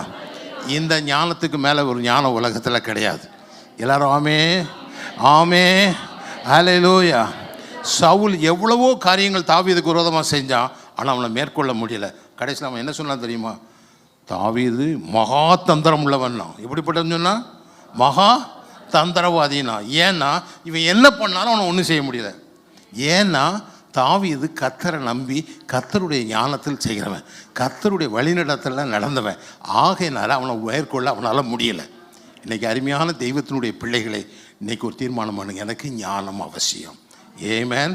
சொல்லுங்கள். உங்களை தாழ்த்தி முதலே சொன்னேன், நீதிமொழி 11:2 சொல்லுது, தாழ்த்துனா ஞானம் வரும். ஏமே தாழ்த்தினா என்ன வரும்? ஞானம் வரும். எல்லோரும் கண்ணை மூடும். நேரம் ஆகிடுச்சு, சீக்கிரம் கண்ணை முடியும். Thank you Lord. உமக்கு நன்றி, நன்றி. ஒரு 2 நிமிஷத்தில் முடிச்சிடுறேன். எல்லோரும் கண்ணை மூடுங்க. Thank you, thank you, thank you. எல்லோரும் இருக்கிற இடத்துல அப்படியே எழுந்து நிற்போம். நின்று ஆண்டவர்கிட்ட கேளுங்க, எனக்கு இன்றைக்கி ஞானம் வேணும் ஆண்டவரே, நான் ஞான அபிஷேகத்தில் நிரப்பணும். ஆண்டவரே, யோசபாத்துக்கு ஞான அபிஷேகத்தை கொடுத்த தேவன், தாவீதுக்கு ஞான அபிஷேகத்தை கொடுத்த தேவன், இஸ்ரவேல் ஜனங்கள் திரளாக இருந்தார்கள், அவர்களை வழிநடத்துவதற்கு யோசுவாவுக்கு ஞான அபிஷேகத்தை கொடுத்த தேவன் உனக்கும் எனக்கும் கொடுக்க ஆயத்தமாக இருக்கிறார். இயேசுதான் உன் ஞானம். சொல்லுங்கள், இயேசுதான் உன் ஞானம். அல்லேலூயா, ஹல்லேலூயா. எல்லாரும் கர்த்தரை நோக்கி பாருங்க. என் வாழ்க்கையில் சோம்பேறித்தனமெல்லாம் என்னை விட்டு ஓடட்டும். இந்த பூமியில் இருக்கும் வரைக்கும் நான் சுறுசுறுப்பாக இருக்கணும், சுறுசுறுப்பாய் காரியங்களை செய்யணும். நான் கர்த்தருக்கென்று இருக்கணும். கர்த்தர் எனக்கு பலன் தரட்டும் என்று சொல்லுங்க. ஞான அபிஷேகத்தை கொடுக்கட்டும், ஞானம் உள்ள அபிஷேகம் எனக்கு இறங்கட்டும்னு சொல்லுங்க. கர்த்தர் உனக்கு கொடுப்பாராக. கரபாலா ஷிக்கரபாலா ஊராபாலா ஷிக்கரமாலா ஓ ராபாலா ஷிக்கரமாலா தூர பிக்காரா ஓ ராபாலா ஷிக்கரமாலா தூர பிக்காரா ஓ ராபாலா ஷிக்கரமாலா தூக்க பிக்காரா ஓ ராபாலா ஷிக்கரமாலா தூர பிக்காரா ஓ ராபாலா ஷிக்கரமாலா தூர பிக்காரா ஓ ராபாலா ஷிக்கரமாலா தூர பிக்காரா ஓ ராபாலா ஷிக்கரமாலா தூர பிக்காரா ஷிக்கரபாலா ஓ ராபாலா ஷிக்கரமாலா தூர பிக்காரா ஊராபாலா ஷிக்கரமாலா தூக்க பிக்காரா ஓ ராபாலா ஷிக்கரமாலா தூர பிக்காரா ஓ ராபாலா ஷிக்கரமாலா தூர பிக்காரா ஓ ராபாலா ஷிக்கர. எல்லா கர்த்தரை நோக்கி பாருங்க. ஹல்லேலூயா, ஹல்லேலூயா, ஹல்லேலூயா. ஞானம் உள்ளவன் பலன் உள்ளவன். நீ பலவீனன் அல்ல, நீ பலவான். கர்த்தர் உன்னை பலத்துக்காக அழைத்திருக்கிறார்.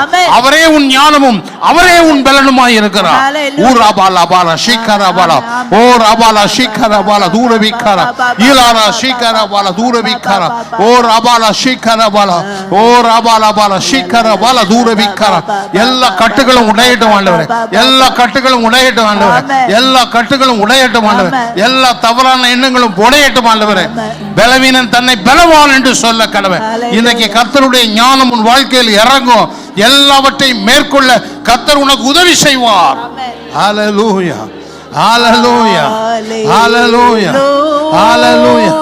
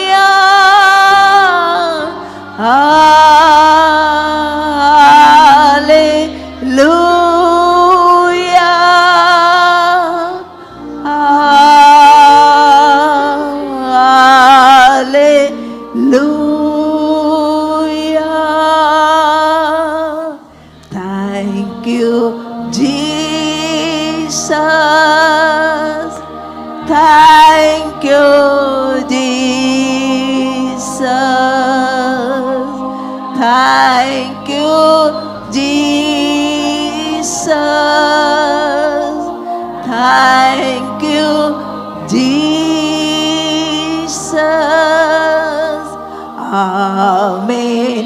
Amen. Amen. Amen. Amen. Amen. Amen. Amen. Amen.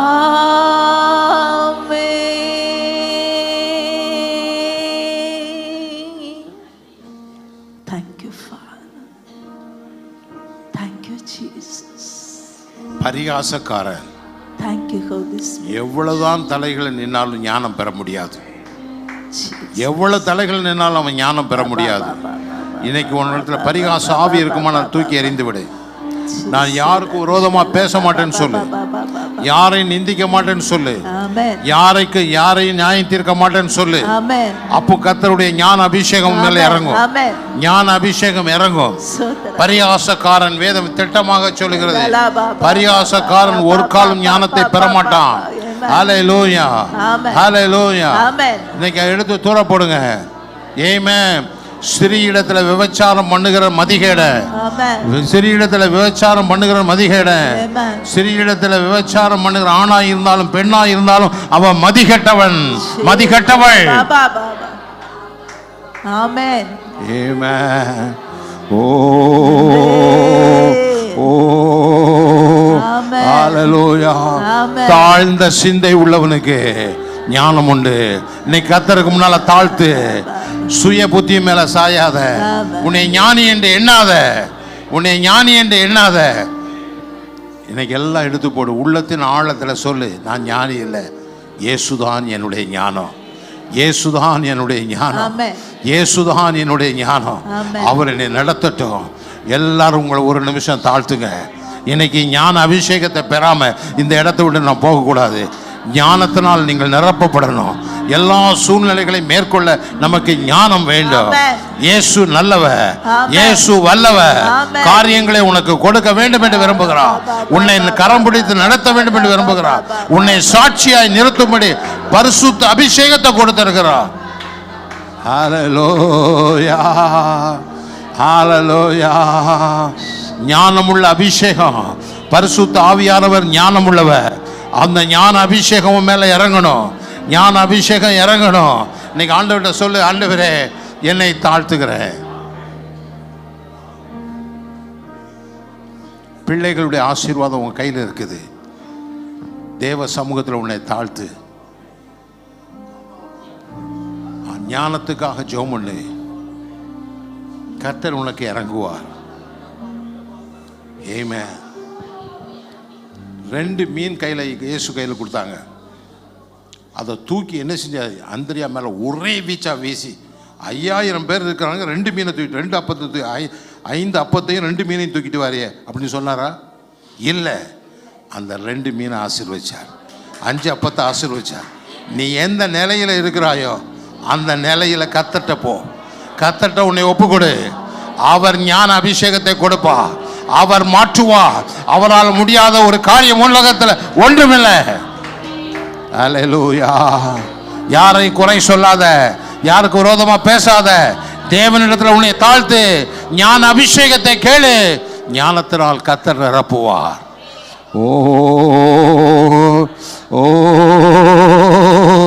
அல்லேலூயா. ரபாலா பாலா ஷிகரா பாலா ஊரா பாலா ஷிகரா.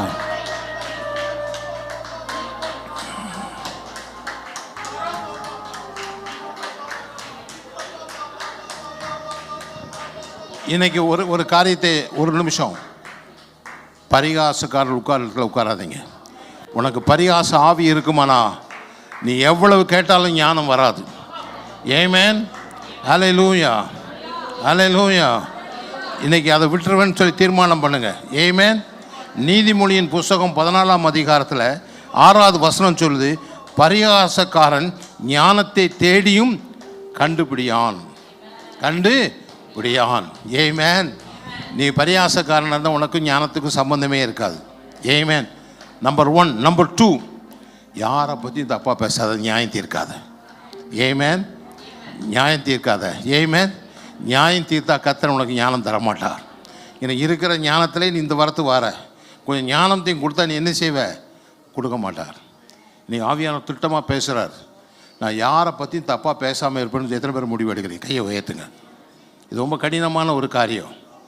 ஏமே நமக்கு பக்கத்து வீட்டு கதை பேசினா தான் நமக்கு சந்தோஷமாக இருக்கும். ஏமே உங்கள் சந்தோஷத்தில் மண்ணு உழுது. ஆனாலும் நீங்கள் நினைங்க, எனக்கு ஞானம் வேணும், எனக்கு ஞானம் வேணும். யாரை பற்றி பேச மாட்டேன், தீமையான காரியத்தை பேச மாட்டேன், பார்க்காததெல்லாம் பேச மாட்டேன், பரிகாசக்காரன் நான் இருக்க மாட்டேன். ஞானத்தை தேடினா கூட கண்டுபிடிக்க முடியாது ஆண்டவரே. பரிகாசக்காரனாக இருக்க மாட்டேன், மற்றவங்களை அற்பமாக எண்ண மாட்டேன். ஆமென். இன்னைக்கு கர்த்தர் உனக்கு ஞான அபிஷேகத்தை கொடுக்கணும். ஊராபா ஷீக்கரா ஊராபாலா ரபாரா ஷீக்கரா. கர்த்தருடைய வல்லமை அளவில்லாமல் இந்த இடத்துல இறங்கி வருகிறது. கர்த்தருடைய வல்லமை அளவில்லாமல் இறங்கி வருகிறது. பரிசுத்த தேவன் அவருடைய வல்லமை உங்கள் மேல் இறக்கும்படியாக இறங்கி வந்திருக்கிறார். பெற்றுக்கொள். receive it, receive it, receive it, receive it, receive it. ஊராபாலா Bala ஷீக்கரா ஊராபாலா Bala தூரபிக்கரா ஓராபாலா ஷீக்கரா Bala தீலாரா ஷீக்கரா Bala. கர்த்தருடைய வல்லமை, கர்த்தருடைய வல்லமை. ஆண்டவரே என் இடது பக்கம் இறங்கட்டும் ஆண்டவரே, இடது பக்கம் இறங்கட்டும் ஆண்டவரே, இடது பக்கம் இறங்கட்டும் ஆண்டவரே. பிள்ளைகளுடைய தடைகள் எல்லாம் உடைப்பீராக. ஓ ஓ ஓ ஓ ஓ ஓ ஹalleluya hallelujah hallelujah hallelujah rabala bala urabala dabala shikara bala orabala shikara bala durabikara urabala shikara bala orabala shikara urabala shikara bala dabara wonderful wonderful wonderful wonderful wonderful கர்த்தருடைய அபிஷேகம் ஞான அபிஷேகம் உங்களுக்குள் இறங்குகிறது. சாலமோனின் தேவன் நம்முடைய தேவன். ஓ ஓ ஹalleluya. அநேகர் இருதயத்தை கர்த்தர் மாற்றுகிறார். உங்கள் தவறான எண்ணங்கள் உங்களை விட்டு எழும்பி போகிறது. இன்னைக்கு ஒரு புதிய அபிஷேகம் உங்கள் வாழ்க்கை மாற்றுகிற அபிஷேகம் உங்கள் மேல் இறங்குகிறது. Receive it in the name of Jesus. Oh hallelujah hallelujah hallelujah hallelujah hallelujah hallelujah hallelujah amen.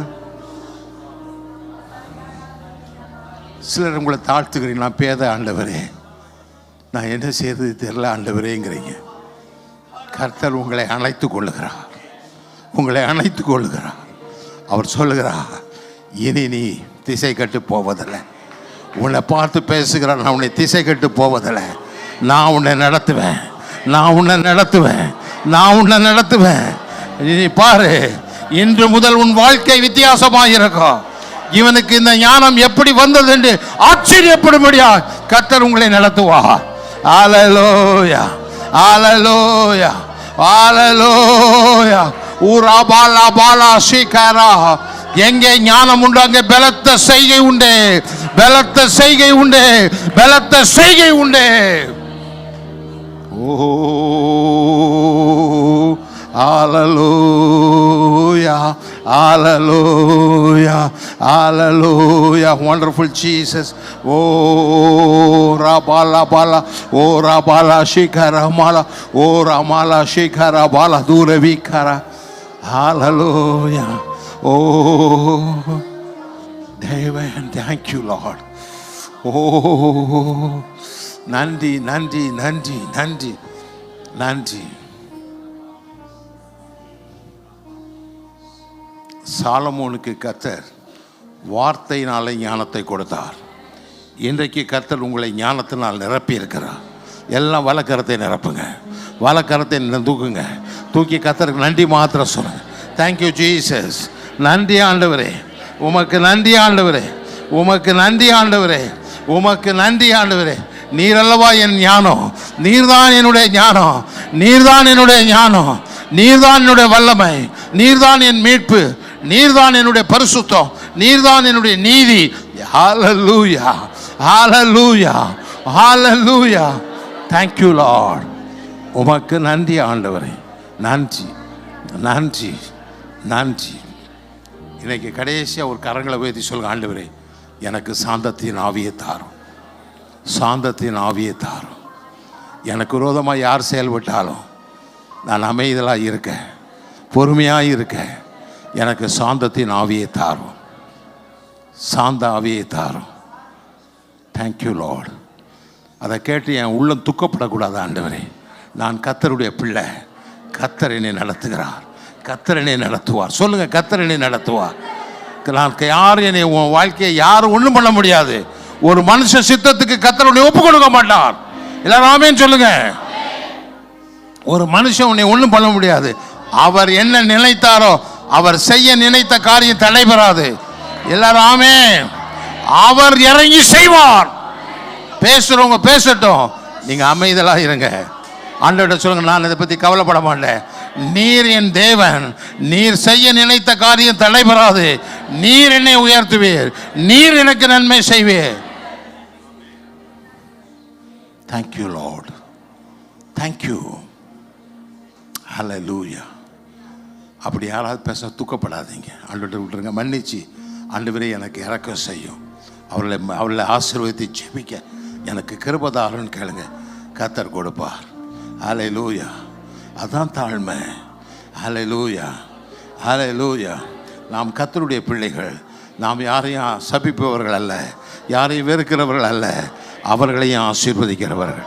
தேவன் நம்மோடு கூட இருக்கிறார். தேவன் நம்மோடு கூட இருக்கிறார். தேவன் மண்ணோடு இருக்கிறார்.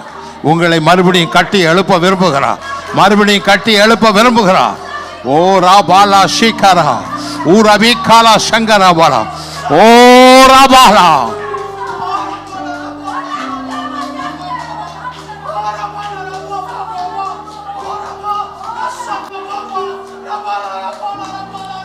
கர்த்தர் இன்னொரு விஷயம் கூட உங்களை நிரப்ப விரும்புகிறார்.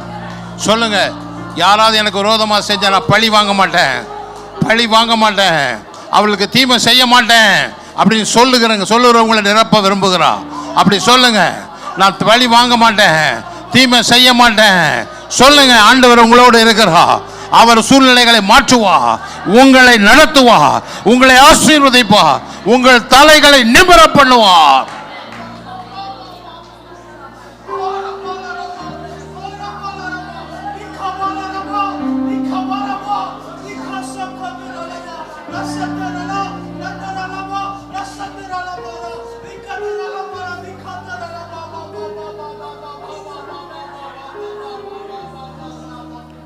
பரலோகத்தில் இருக்கிற நல்ல பிதாவே, இந்த நல்ல வேலைக்காக நன்றி செலுத்துகிறேன்.